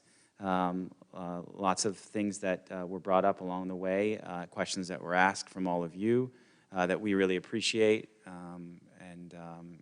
And I think it's really a wonderful sign of what's to come in terms of the relationship that we'll have rooted in mutuality. So thank you for your consideration and all the work and effort that you've put into this project up to this point. And we're obviously here to answer any questions that you might have, and want to thank you in advance for your consideration. Thank you, Craig. Chris, did you have any comments at this time? We may have questions later, but if you have any comments, did you want to make them? The only thing I will add, Mr. Mayor and council members, something that when we had the opportunity to meet with you behind closed doors, I said to you, and I'd like the people here for the public hearing to hear it, that we are here to be good neighbors. We want to be your friends, literally, one-on-one and figuratively. And I know I speak on behalf of all of the USJ employees who look forward to coming down here, many of whom will settle and bring their families down here, that we couldn't be more excited. And we've appreciated your support, and we're here to answer any questions that you might have going forward tonight. Thank you. Thank you very much, Chris. As I said, I'd like to introduce the other persons who've come with this delegation tonight, perhaps to speak as we go along, but to be available for public comment as necessary. I'm just going to start at the end of the table, and I can tell everybody pretty much through the masks. Tom Beto, I think that is right there. Tom, I think you're here principally with the CVB, and it could be many hats for yourself, but thank you for being a part of this tonight. Ernie Pearson, partner of Nexon Pruitt, the advisor to the resort and the USJ during this process. Tom Pashley, president of Pinehurst Resort. I believe that's David Warnoff behind the mask over there. Behind him, Lou Gregory, county commissioner. Have I missed somebody? Amy Bowles back there. Amy, we're both short. Thank you very much. Kelly Miller? I knew you were here somewhere. There you go. Lou Gregory from the county commissioners. Mr. Kelly from Pine Needles, of course. Thank you very much for being here and being a part of this supportive activity. We really appreciate that very much. Tom McGinnis, our state senator, and I think that is it, but correct me if I missed somebody. Sorry. And Jamie Ledford's behind a pole back there. Oh, there he is, yeah. Jamie Ledford, the president of Golf Pride. Thanks so very much. All right, Kelly Miller, thank you again. I didn't get it straight there when you got your mask down. All right, at this point, I think we'll open up for questions from the council of the gentlemen that are presenting tonight. Are there any questions or comments that the council members may wish to make to the public on behalf of this contract that we've been engaged in discussing for some time? Judy, would you wish to make any opening comments on that tonight? I want Kevin to start off because he has such enthusiasm. Please do. What took you so long? You should have been here 100 years ago. Fair enough. Okay. Welcome. That's going to be it? That's going to be it. I thought you were going to do your golf club. What? The golf club, your Yeah, fascination. give your with golf it. club analogy in golf that you did the other day. Well, I'm just, this is, as a kid that grew up here, they're going to get me to tear up again. I'm trying not to. but as a kid that grew up here and told people I lived at the home of golf, I'm real excited to hear that every new golf club that someone tries will have a route through Pinehurst. And I'm really excited about the education aspects too. I'm not underestimating. I mean, you're literally we have economic development dollars, and we always talk about green industries. There's no greener industry than the USGA. They literally have a green section. And so it's a proud moment for me, and I'm real excited for you guys to be here, but I'd be remiss if I didn't say how proud I was to work with this council to get this done. We did a good job together, and it was tough. You know, I wanted the public to know that we did our fiduciary responsibility representing the public. It's tough when you're in private meetings, but you should be really proud of this council. We looked after our fiduciary responsibility to the public, and we feel that we're very happy with our partners. Obviously, we have so many people to thank. The list is so long. The partners, being in this great state of North Carolina, our partners, all sitting back there, and I think that should I call the governor right now? He's busy. Hopefully, be here tomorrow. Right now. But that's all. I don't want to speak anymore. I've taken my time, and I just welcome you. Thank you, Kevin. Judy? Well, the first council meeting that Kevin and I attended as newly elected council members, we had to review this project for a company called Golf Pride. Yeah. And I thought then, as I thought about the business mosaic of Pinehurst, that there should be more golf industry here at this wonderful place, and that having Golf Pride come along was really a step in the right direction.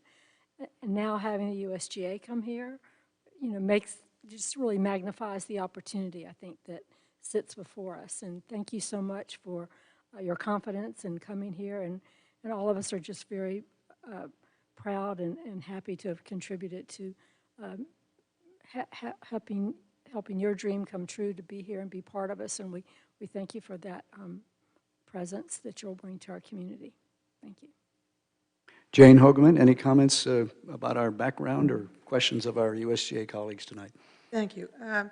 I'd just like to say that council is also mindful that Pinehurst was probably attractive for a reason, and that's its character. And we are well aware of how important it is to protect, preserve, and maintain that character going forward, so that Pinehurst will remain a place where you'd like to be. Okay. Lydia. I wish James Walker Tufts could be here right now. It's like, Kevin, you talk about when he drove that stake in the ground at Village Green. I don't know if Mr. Tufts realized the vision and the passion he had, but to bring in James Frederick Law Olmsted, and then to get Donald Ross in here, you can't listen to Golf Channel on the weekends without hearing Donald Ross's name at least 6 times. But the vision and the passion he had to make this the home of American golf, and this is a little, if anybody hasn't seen this DVD, this will make you cry. You will watch this and you are so proud of the golf history of this place. And I think you guys told us the very first time you met with us, there's no better fit than the USGA and Pinehurst. And to Kevin's point, we really have worked hard on this. We, for those of you out there, Jeff, you're laughing. We haven't been pushovers, and we see this as an amazing opportunity, and I'm so thrilled to be a part of all of this. So thank you. All right. As we said earlier, and just to emphasize it before we turn to comments and questions from the public, this has been a multifaceted equation of many different parts across the state and with the USGA and all aspects. And so I think it's particularly significant here, as we talked a bit earlier, that Pinehurst and the USGA and Pinehurst Resort now become the hub of this action that will start to take place. And we're very proud about that. We're proud of the partners we have, and we're proud very much of the way I think we've represented this to our citizens. Now, I have a piece of paper in front of me that has a list of speakers who have signed up earlier to comment and ask questions tonight. And at the moment, there's only one name on that. Now, I have the feeling that there are going to be others. Here they are right there. Thank you very much. And I'm happy to entertain any names from the public who would like to speak, whether you've signed up or not. But the first name on the list, John Hoffman. John, do you wish to speak? And if so, you can use the podium and the microphone just behind Mr. Annis there at the front table.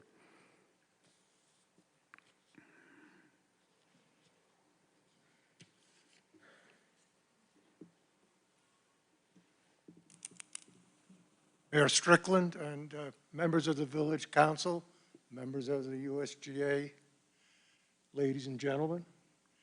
I have only one question. I'm very happy to see what this project involves. And my only question is, where will you locate? Thank you. At the moment, John, we've not received a specific site request. That will be forthcoming. And when it is, that'll be obviously public information. And also, any and all of the buildings and whatnot will be going through the normal planning and zoning process of the Village of North Carolina, of Pinehurst, North Carolina. Fine. Thank you very much, Mayor, and congratulations to everybody, I guess, this evening, and happy 125 years. Thank you. The next speaker I have is Lynn Goldhamer. Lynn?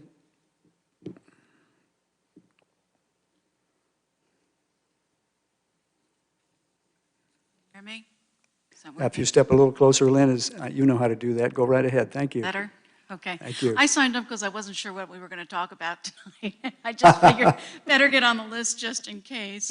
My question was what the previous gentleman was inquiring of, is where is this going to be? And also, I guess my concern is, what is it going to look like? I think that if it's going to be somewhere in the historic area, we have some beautiful old cottages and everything, and it's a beautiful look that's been protected for many years, and I'd hate to see anything about that become less than what it is today. So I hope that that will be taken into consideration, because there's certainly ways that new construction can look like old construction and in the end be of greater value to the community and to the property owners than if shortcuts are taken and such beauty isn't incorporated. So I look forward to seeing what you develop, come up with for the future, and I hope once that's established that we'll have a say also as members of the Pinehurst community. So thank you. Lynn, that's a really good point, and I think Chris might want to speak about that. Chris or Greg, whomever. Sure. Couple of things.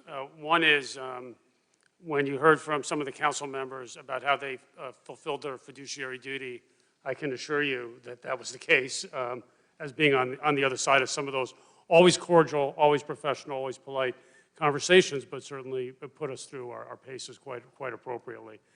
We share your vision for the village of Pinehurst. While we have not entered into a contract which would have been premature with an architect or anything like that, we have been working with a building consultant, and it is our intention to put something that will go through, as the mayor said, all of the zoning process, it will go through. But our vision is to build something that is consistent with and with the character of Pinehurst as it is now, and not to change that in any way, to fit in with the character and the vision that this village has had for really even more than 125 years. I have had a chance to read a little bit about the history, and we very much want to be a part of that, and not to stand out in any way that would be offensive or inappropriate to anyone in this. So what you have said is the same thing that has been not just said to us, but that we have said back to other people. Thank you, Chris. Craig, anything on that? I guess I would just add by saying, in our 125-year history, I don't think anyone has ever called us flashy. We haven't commented about us standing out too much. And so I say that jokingly, but also seriously, if you were to travel to New Jersey, and I'm sorry that my back is to you, but I need to speak into the microphone. If you traveled to New Jersey and saw our Liberty Corner campus, you would very much see that it fits in with the architecture of the community, and has been applauded by the community and all those that visit it for the look, the feel, and the connection to the community that it has. And our intent would be to have that same connection, same look, same feel, and to be part of the culture, not something that stands in contrast to it. Thank you, Craig. The next speaker who signed up is Mary Stewart Regensburg.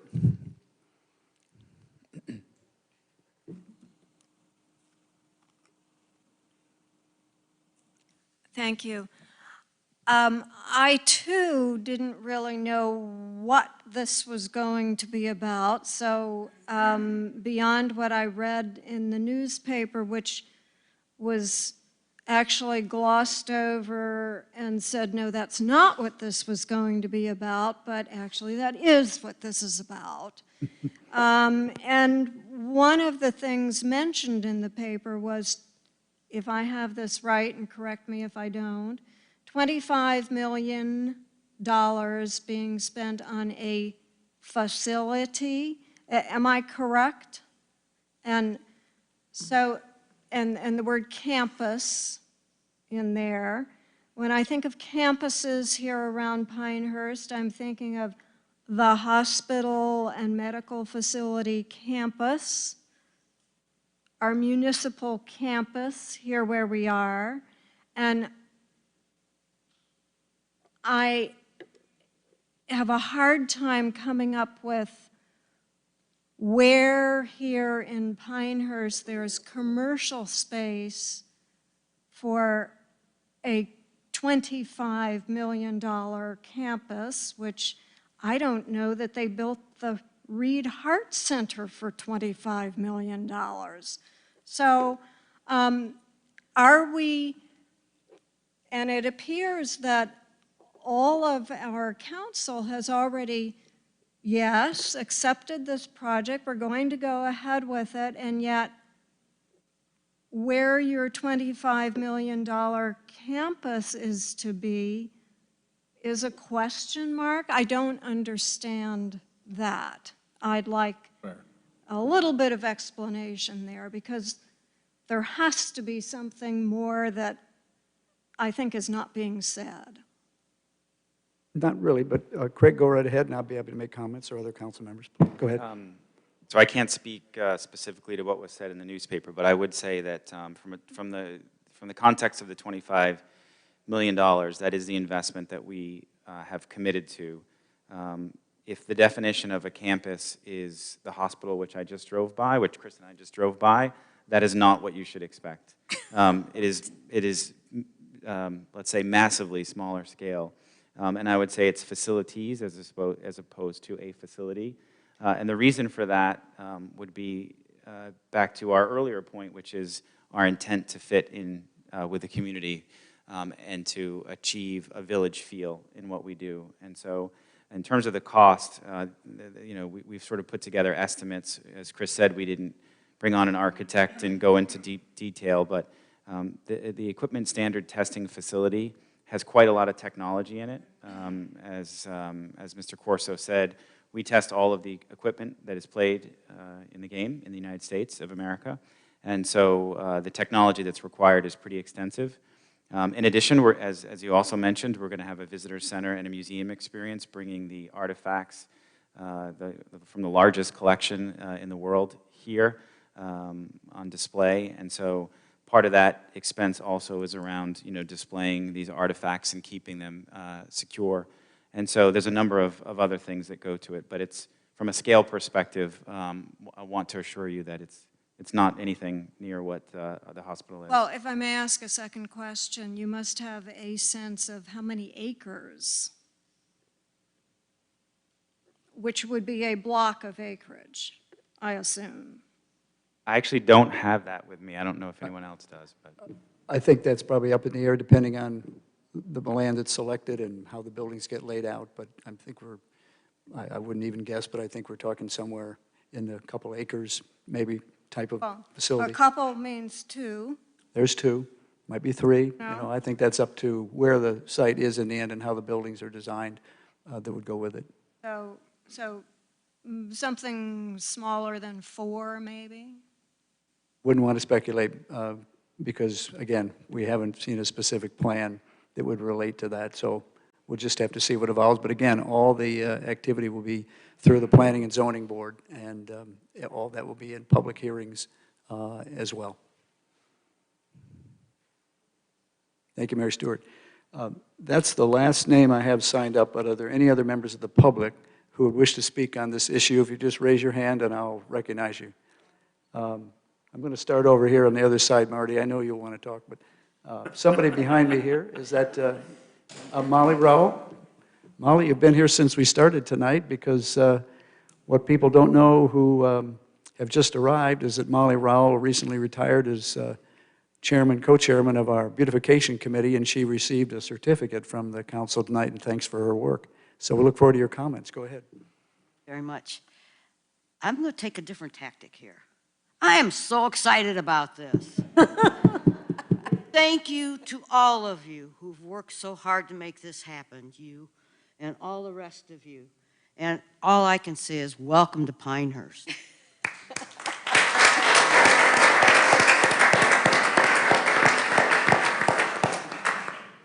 Are there other speakers? Raise your hand, please.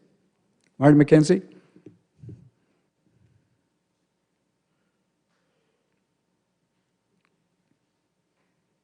I forgot my 30-minute speech, but I think I'll try to make it up anyway. But that's okay, Marty. You have 2 minutes. Go right ahead.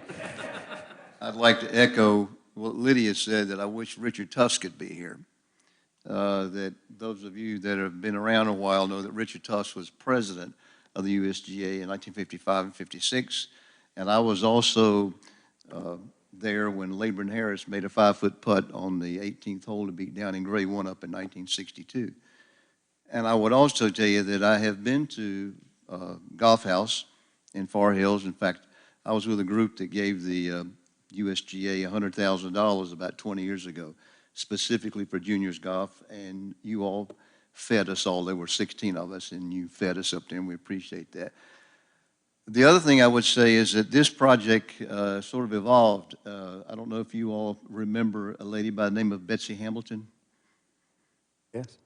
Betsy Hamilton came to Pinehurst back in the early 70s, worked at the tournament office, and the first time that we had professional golf since 1951 was 1971, when we had the Club Professional Championship and the Liggett Myers in 72, and then the World Open in 73. And Betsy came, used to work with Governor Holshouser, came here, worked in the tournament office, and apparently you all discovered her, moved her to New Jersey with the USGA, and she was from Raleigh, and she would continually come home and come by to Pinehurst, and she eventually talked you all into moving the U.S. Women's Open to Pinehurst. And thank you very much, because I've been your landlord for about 20 years. And then it began to grow a little bit. Then the next thing I know, you continued to grow.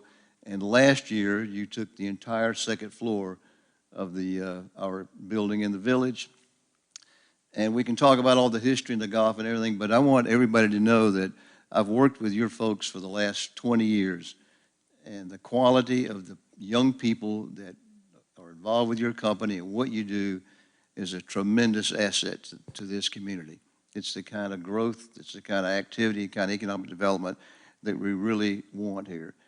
And I got to tell you one quick story. We have a girl that cooks for us about every 3 months, and she was cooking a luncheon one day and for all the kids, and they were sitting there and they were eating, and all of a sudden one of the guys got on the phone and he started ragging some other guy that was off working on the U.S. Open somewhere.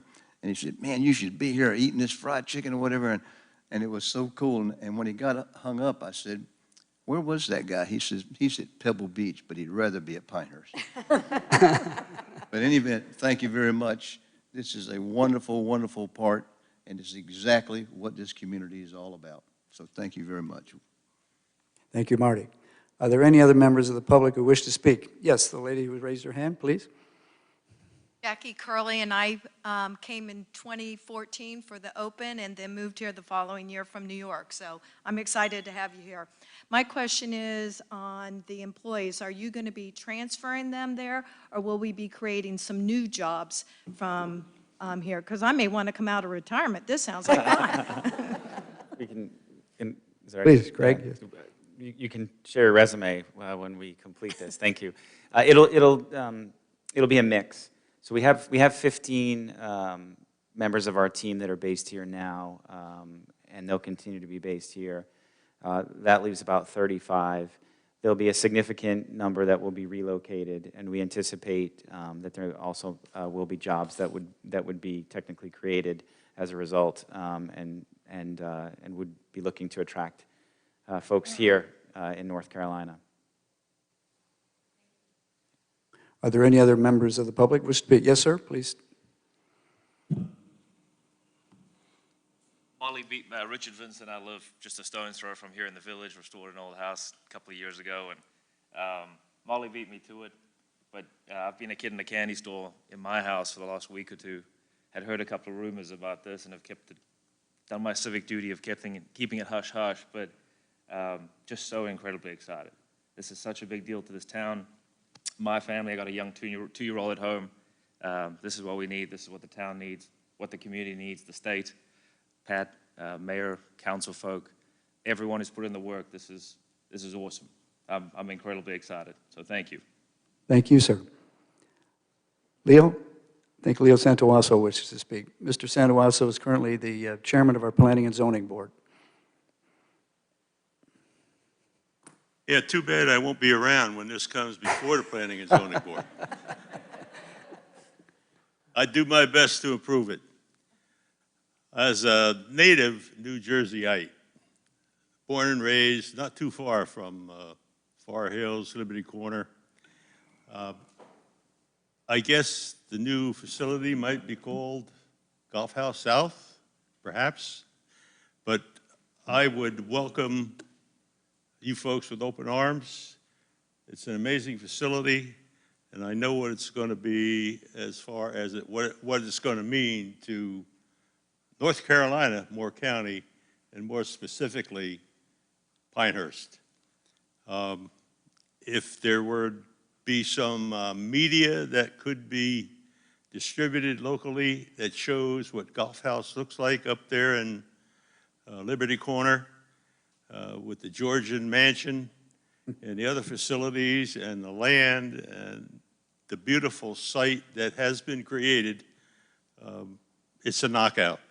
Thank you. Appreciate all the hard work that everybody's put into this thing, and I know it's going to happen. Thank you. Thank you very much.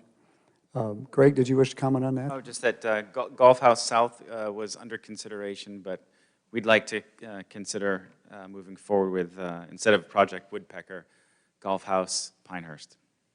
Okay, good. One other speaker I see in the back, Mr. Pacifico. I'm another ex-New Jerseyan. I lived about 20 miles from Liberty Corner, and I want to assure everybody that's here that Liberty Corners is located in the high-rent district of New Jersey by all means. And so I don't think we have to be afraid of USGA coming down on their standards to meet our standards here in Pinehurst. Reading in the papers, I've seen that there is a sports museum, or is it a golf museum is to be built. And if it's a golf museum, I think it may have some real impact on one of the other projects that we are looking at in the future as far as the museum goes. And the council may want to take that into effect later on. Thank you for your time. Thank you, Frank. Craig? I didn't realize we were going to have so many people from New Jersey here. It's wonderful. Wonderful to see. Too. Exactly. So just to clarify, yes, we will be creating a golf museum experience for all the people that come to the Pinehurst area and to North Carolina who are golf fans and avid golfers. We have the largest collection of golf history and memorabilia in the world in our Liberty Corner Museum. also have the most extensive library chronicling the history of golf. And so our intent is to keep that facility there, but to create an annex of sorts to ensure that we can share some of that history in a really intentional way with all those that come through Pinehurst. So that will be part of what we plan to construct. Thank you, Craig. Are there any other speakers from the public? I want to make a comment on the lady that left. Go ahead.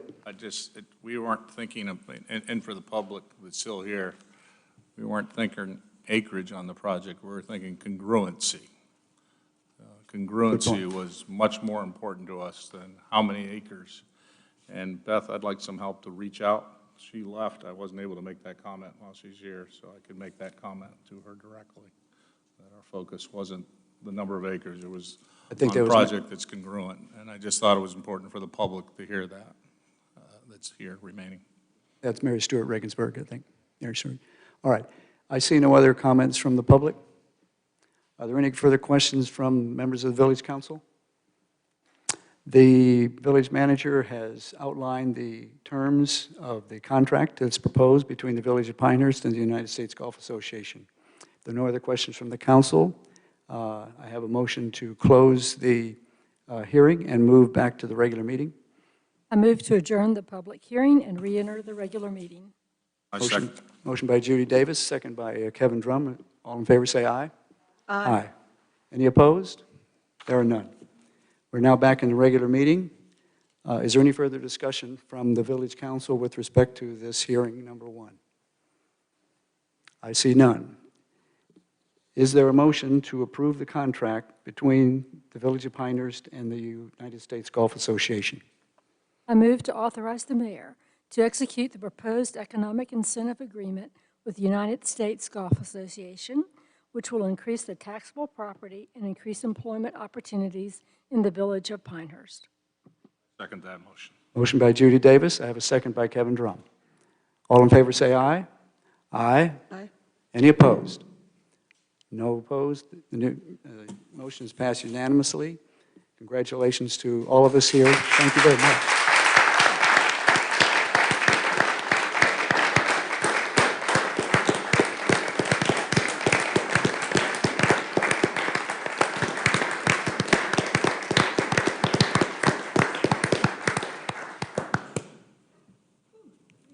I will add only one further comment, and I'll make sure that our colleagues from the USGA have any other general statements to make.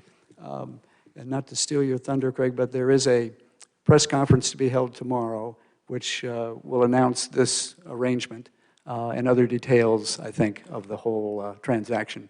Would you care to summarize that any further, Craig? Absolutely. Yes. We have one or two more steps, but the plan is to make a public announcement and share some additional details on the championships tomorrow at 10 a.m. Unfortunately, given COVID-19 restrictions, we can't open that up to the public because we're restricted by the total number of people outside as well as inside the building. We want to be respectful of that, and so unfortunately I can't invite everyone to join, but we are excited to be sharing that news, and we'll make sure that everyone hears what we have to say in some other form than in person. Thank you very much. Thank you. Village Council members will be attending part of that meeting, and there will be a contract signing. I think it's scheduled for about 8:45, 9 o'clock tomorrow, to be followed by the press conference itself. The Village Council has a few other business items to take care of tonight. Don't be rushing for the doors now. You're not going to get out. You have to stay with us till we're done. No. Thank you very much. We'll take a 2-minute break to allow these folks to leave, but we will then get into the rest of the business of the day. Thank you.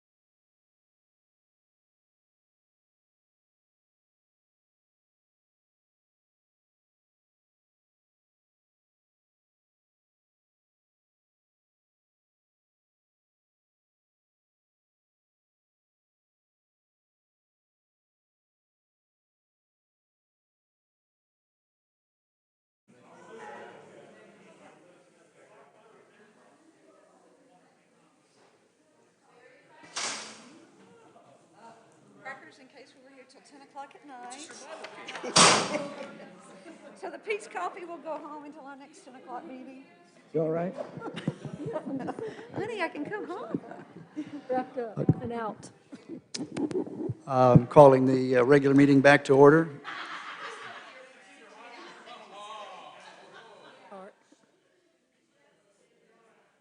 You all don't have to leave. You're very welcome to stay.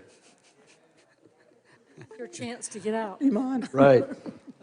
By my calculation, we are at item number 11 on our regular meeting agenda, which is other business. Is there any other business for the regular meeting that the council member would wish to bring forth? I'm not seeing any. Are there any comments from attendees? Mr. Pacifico, please. Right there, be great. Thank you.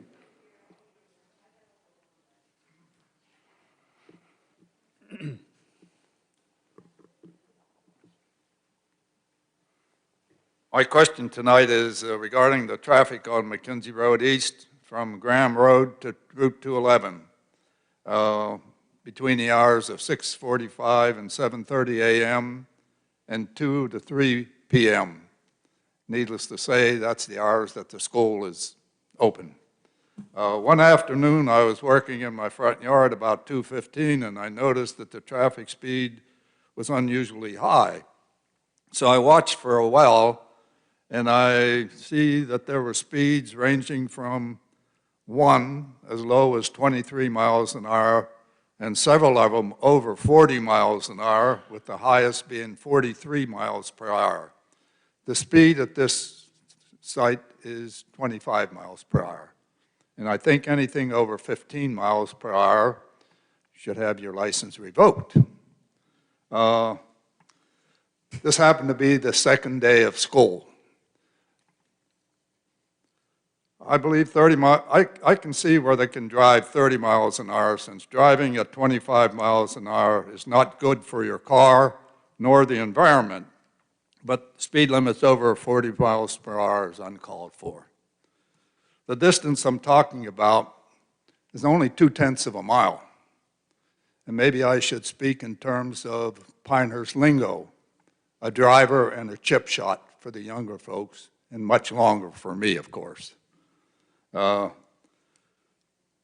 would like that a message be sent to the Pinehurst Elementary School, where their traffic is only probably about 1/3 of what it would normally be if the school was in full effect. So if they're speeding now, can you imagine what 300 cars are like going down there? I guess what I'm asking, if a notice could be sent to the school telling them to have the kids take a message home to their parents notifying them that we can't have that kind of speed on that road. In fact, I would ask that the village, that they would put up one of their speed control signs. There is one on McKenzie Road East now, but it's above the stop sign. It's before you get to Graham Road, and it hasn't been functioning for the last 3 or 4 days. It's just blank. And then I would ask if they would take that sign or another sign and put it near my home so I can observe what the speed limits are in effect, if it's getting any worse or getting any better. The large speed sign that they had didn't have any effect. That's how I came up with the speed limits of 23 to 43, because there was one just 2 houses down the road from me at the time that I observed these speeds. Thank you for your time, guys. Frank, thank you.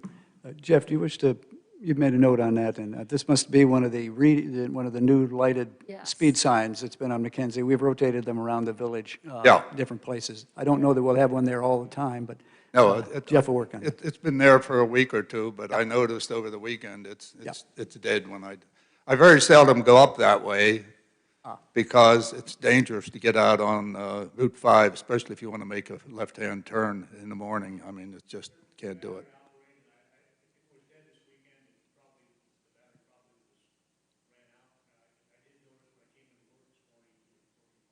It was? Okay. Jeff, your battery may have worn out unless you're on mute right now. Okay, so.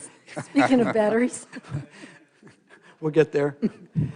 But the large one that's on wheels, yeah, like I say, it was actually acting. And I was out there standing, telling the people slow down, and they're waving back to me. They're waving back, yeah. All right. And 2 houses down, they got to put on their brakes because, 1,000 feet is all the distance I'm talking about. So how can you get up to that kind of speed in 500 feet and then you slam on the brakes to stop? I noticed last year I seen 2 fender benders in that area just on their phone and watching the kid in the back and not paying attention in front, and bing, they hit each other. So before the traffic gets full-blown again, which I hope the schools get back to shortly, let's touch it while we can, while we have a minimum amount of traffic there now. Thank you, Frank. We are mindful of speed in the village. We do hear comments on that. We're trying to figure out where and if we have these problems, and that's what those new signs are helping us to figure out. But thank you very much for bringing that to our attention. Yeah, the other thing I noticed on Sunday morning, I was going down to pick up my newspaper. I'm going to say 7:30, 8 o'clock, and the Corvette Club decided to come through town. And you talk about speed. Again, 2 houses down from me, they're slamming on the brakes to stop. And they're roar to make, but what can you do? We'll have a nuisance ordinance for that, as you heard earlier. Go ahead. Thank you very much. Oh, see, without my hearing aids, the nuisance ordinance wouldn't bother me because I wouldn't hear the noise. But I might disturb the neighbor, though, because I can't hear that well. Thank you very much, Frank. Thank you, Frank. Any other comments from the public? Lynn, comment?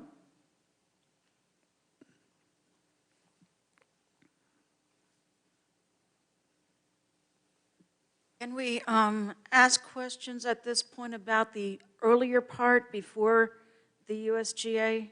We were talking, and then it came to sort of a close with no discussion. So is that permissible? I didn't know if I'm past my time of speaking on those things. You're talking about when we were talking about the nuisance ordinance. And the nuisance ordinance that we talked about, we concluded that. Okay, there were several things. Please, that's what this is about. You're welcome. I'll make it quick. One of the things when you started, you talked about the progress made with the Baldridge thing. And I'm wondering, what are you hoping to get out of this? If you get a site visit, and then I guess you're looking for the town that gets the #1 Baldridge rating in America, what are you expecting out of that? Improvement. Plain and simple. Improvement like what? It's a path to improvement, improving everything we do. So right now, we're already at this point where we're one of 9 selected.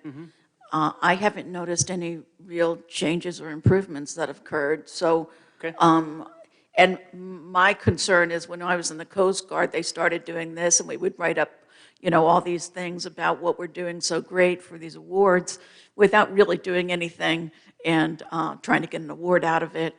And I'll tell you where I'm coming from. My biggest concern is out of this will start to make one of those top 10 places to live lists. It already is. We're already on that. Yeah. Everything's being... We were just named the best place to live in North Carolina. In North Carolina, and then, and then in America. And my concern is, what I see happening is once people make that list, people flock there like crazy. And it starts to become not what it was, so it's no longer that great of a place. I mean, I went on Zillow today, and I just happened to look at houses in Southern Pines, one after another that looks exactly the same. And I see the same thing happening in Pinehurst. So I get concerned about the amount of development and the quality of development and my losing the uniqueness when I see houses built here that look like everywhere else. And, I think you stand to not be a top place to live once the people flock here. Let me take a shot at this because I think the Baldridge Award is kind of a geeky award, meaning it's not really like consumer, it's industry. It's about industry, the people that get the ball. It's how well-run organizations. So what I think it's going to do is get us people that want to work here. I don't know if it's going to translate to people that want to live here because of the Baldridge Award, but I do think that a well-run machine is something people want to be involved in. But I want to go back to the first point, what does it do for you? I think we quantify it saving the public. And I'm going to go on I don't have proof here, millions. I'm not sure if I can go there, but I think over time, I think the Baldridge, I think we've made a mistake because this is technically, we're going for the Baldridge Award this time. It's called a Baldridge framework. And what it is it's organizations that don't just look at the bottom line, that learn and grow and improve.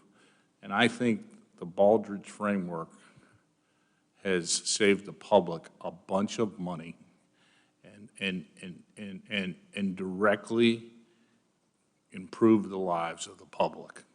And I think that's been a miscommunication, and I think it's understandable that people have that. But I want you to know that, and I know that the dollar amount, I think I'm close over time. How long have we been participating? It's 2012. Okay, so I'm 8 years. I think it saved us $120,000 a year, maybe. And it doesn't save you like it goes in your pocket. It's able to be reallocated because of efficiency gains. So yeah, maybe saving is the wrong word, but I just thought it's a framework that directly helps the public.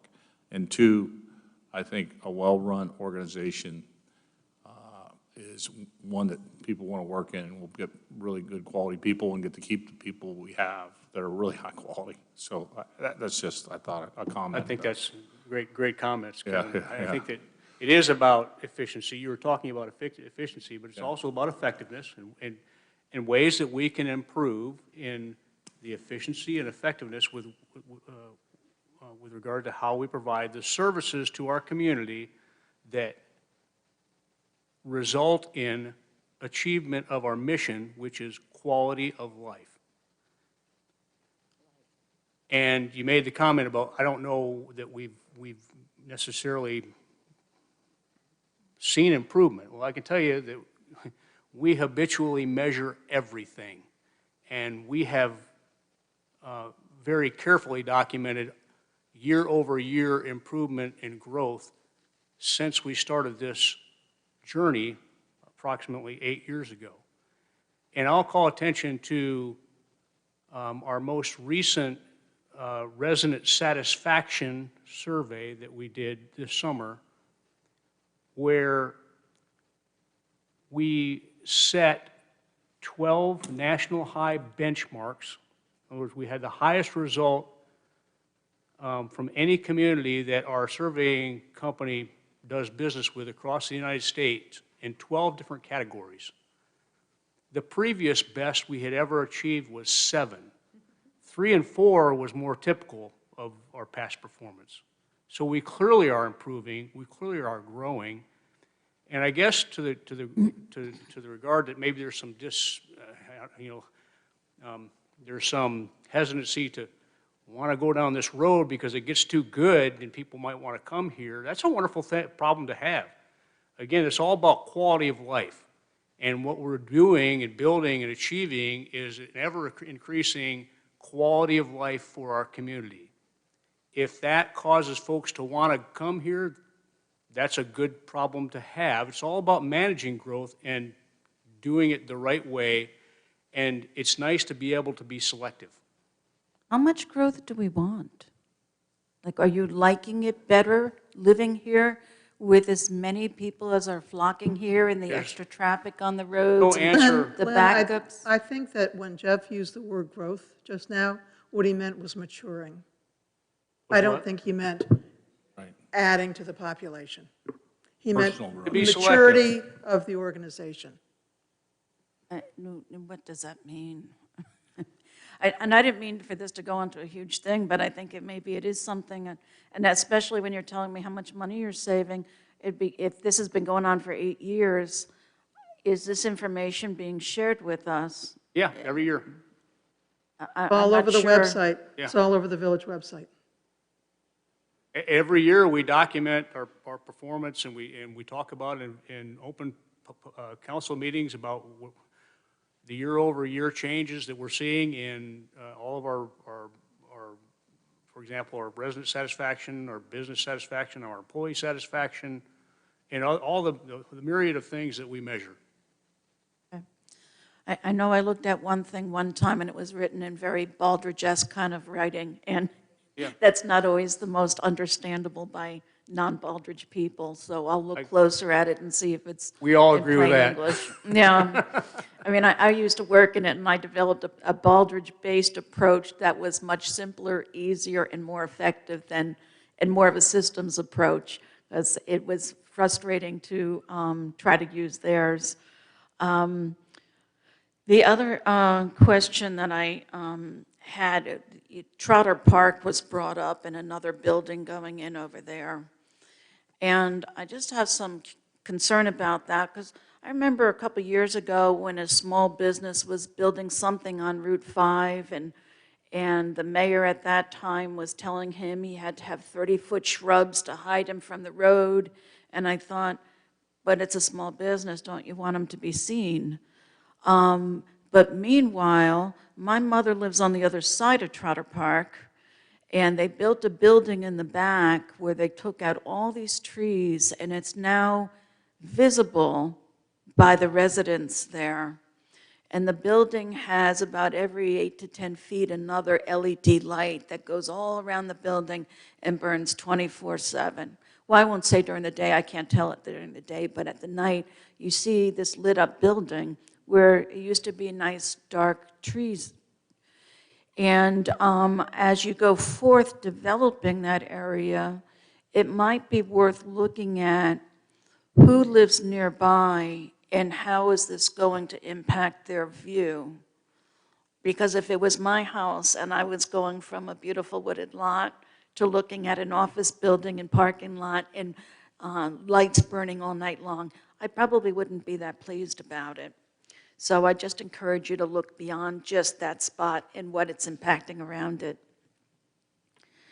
And just a thought for your noise issue on your short-term rentals. I think you have basically three different kinds of rentals, and the bigger concern is the Airbnb kind of rentals that come in for a few days. And my thought on that was, when you go there about a noise issue, whoever's coming here is coming with a stack of money and or credit cards and or check. Give the citation directly to the renter of the property right there and then, and tell them the next time it will be doubled. And if there's a third time, it will be tripled and they'll be evicted.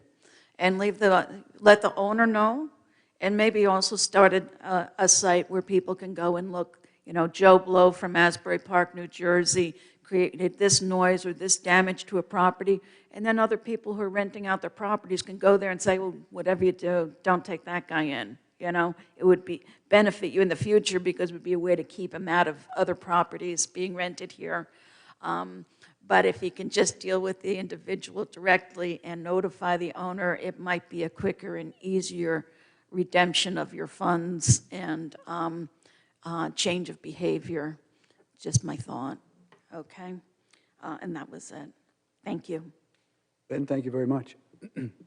Any other comments from the public? Seeing none, is there a motion to adjourn the regular meeting and go into the work session? I do have one thing that I don't need to raise in the work session. I could do it now, I think, since we were kind of in a work session. I was just going to add tonight, if we'd had our other discussion in the work session, about the NAC. Jeff and I have been talking about, and some of you and I have been talking about, kind of trying to reconstitute or re-establish the NAC for a meeting. And we were trying to figure out if we could meet this month. It's kind of, what do we have, Beth? I think it's about 60-40 now in favor. We're looking at responses from the members. Only 7 have said they would. 7, right? Looking at the latest report, yeah, it came out this afternoon. What are we talking about? I believe 7 said no, 2 said maybe, and 7 said yes. Yeah, it's about 7 yeses and... So it's but a kinda whole bunch of leaning people, towards bunch no. of people have not answered at all. Only Had a couple. 3 have not now. Oh, okay. So the point is, there's sort of a mixed view of members of the NAC about getting back together. About 7 or so are in favor, and another 7 or 8 are either not replied or against it. So I'm going to talk to Jeff and Beth a little bit on that. I really would like to get back meeting if we can, because I think it's a nice sounding board. We all enjoy that, and maybe it's worthwhile to do it, even if we have a sort of minority turnout for a while COVID is working its way through. We talked about doing virtual, but I don't know that that's as effective there. Judy. I mean, I'm going to have to explain. I'm going to say you should go virtual because, I mean, I was on the phone last week with my client and 21 of their customers for 4 hours. And it was a great meeting. We had breakout groups and everything. So I think you're missing the boat by not going virtual if people don't want to meet because they don't physically want to come here. I mean, Do we have an answer, Beth, on why people don't want to do it? Is that why? Or is it just lack of interest? Yeah, no, it's strictly COVID. No, then Judy's answer's like spot on. I think the majority would probably be comfortable with Zoom or something like that. I don't know. They're technical skills, but right. we can find That's out. very true. Yeah, if you've never used it before, it can be kind of scary. Yeah. Yeah. Can we offer that as an option and see what kind of response we get to that? Yeah, I mean, if that's what y'all want to do. I'm going to guess that those who accepted the idea of coming to a meeting would be all right doing virtual unless for some reason they didn't have the capability. That's And sort you of could do a another split question. meeting, you could have people here that want to be here and you could also Zoom. I mean, or we could do a phone conference. I mean, it's not. Yeah, if you think long-term. With a large group in one place, it's hard to tell who's saying what. And Yeah. And the other issue is presenters and bringing people in, and so we probably need to discuss, like, if we want to bring in outside, I don't know, like county or, people like that. Well, initially, or at least with respect to that point of view, that question, I was looking at an initial meeting to bounce some ideas off of that we're working on rather than have a presentation. Presentation might create some other issues that we could work on to try to do in the future, but I'll work with Jeff and Beth and see what we might do. If you think long about this, one of the reasons we're not meeting is we haven't got them comfortable with online meetings. What if something like this occurs again? Mm-hmm. I think we should train them towards online meetings, even if we don't need them, in the future, Mm-hmm. I feel like it's just, we could have used contact with our neighborhoods through this crisis. Yes, absolutely. We missed it because we were able to turn on a dime because it's our job, well, your job, thank you for that. You guys were able to, but it sounds like it's for long-term success of communication with these neighborhoods. You might get better participation. Do you think so? I mean, I think we are going to, our workforce, our workplaces are all changing. I mean, 21 Fortune 500 companies I was talking to last week, many of them are thinking that the corporate office will be a place to meet and not work. One company, their lease on their corporate office is up in California next year. They've decided to let it go. I mean, so the more, we're lucky here in somewhat of a bubble that we've continued having, your workforce here. But that's not true in every industry. And it's not, and everybody feels differently about this virus than others. And some are, would be much more comfortable in the Zoom environment and sharing their thoughts about what's going on where they are and learning what's going on. We have neighborhoods not represented on NAC. Maybe we'll get representatives if we go to a Zoom call. Well, that's the second part of the reason to get them back together. I think we have folks who are representing each of the neighborhoods as we currently have it. There might be one vacancy, but Beth and Jeff had put together a list of other places, other neighborhoods that have not traditionally had a specific representative. It was published in the last quarterly newsletter of the village, listing some of those. And So that's another thing we need to do, is be finding people to fulfill those other neighborhood responsibilities, which is kind of another reason to keep working along on the NAC. So if it's, I think I see enthusiasm from the council to try to have something happen. Jeff and Beth and I can talk about what the best role and best way for that might be, and get that going as soon as we could. Any other thoughts on that? Because you might be able to control the chaos that he's talking about. You don't know who's talking. I can By mute having everybody. a clear agenda on the first one. Yeah. Like just clear agenda, and then maybe a little bit looser on the second one, and then maybe more interaction on the third one. Yeah, you know what I mean? I think what I was suggesting, I think, is that if we're going to do virtual, yeah, I think we're going to get a better result if everybody's virtual than. Mhm. I see. Yes. Yeah. Okay. Yeah, I think you're right. I like the idea for a crisis in the future. Now, we have one member of the NAC sitting here still as a member of the public, and and Tony Elms will not be here for a meeting in September or October, I think, because of normal travel. But Tony, do you have any thoughts on this subject, please? Yes, my name is Tony Elms, and I represent Donald Ross on the Neighborhood Advisory Committee. I'm also the subcommittee chair for Community Watch on that committee. I'm also a technological troglodyte. So I personally would find a Zoom meeting a little bit more difficult and a little less rewarding. However, the NAC has been in dire need of revivification and going forward. And if that means Zoom, then let's Zoom. If that means getting together, let's get together. If that means mailing out pigeons or owls, let's do that. Because it was created originally for information flow from the village to the people, from the people to the village, and that hasn't been happening for the longest time. Right. If that means I got to give you an iPad, I have one I can give you. Yeah, well, I'm not going to do it on my cell phone, that's for sure. Some people do. Tony, thank you very much. Your comments always appreciated, for sure. Are there any other future subjects that we want to get on the board with for other meetings, work session meetings? So I really appreciated the outlook for agenda items that you gave us. I think, Yeah. you know, it's sobering. I appreciated it. And also, I think it's really good for us to understand the workflow. So I think that was a great addition. Thank you. We've got to have to tweak that a little bit, Jeff, don't we? It's But the work sessions are It's already towards that. changed. Yeah, yeah. If we use the work sessions to understand, to make that workflow more successful, that would be a good use of the work sessions. Talk about the upcoming agenda. Yeah, instead of inventing new subject matter. Yeah, indeed, I think we should do that, maybe. That should be on our work session for the next meeting, September 2, talking about that agenda of topics and how we're going to work through that to the end of the year and beyond, and subjects that we may need, especially with Woodpecker now being approved, how we may need to pivot into some other areas as we experience that. Excuse me? Well, it was just the golf house Pinehurst, yeah. I like that. I like that a For lot. that. First time we've heard that.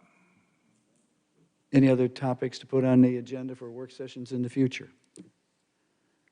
All right. Can I ask? I would just mention for tomorrow morning, you all should have received an invitation to be now at the Pinehurst Clubhouse. This is just the council members. At 8:45, they're going to have a signing ceremony, and I'll be signing, but the idea was that the council members would be behind that, I'll be there as well. and you'll be there as well. Question. All right? Members Club? Do you need the In the seal? members club lobby. Excuse me? Do you need the seal and things like that for the contract? Have you seen the signature pages?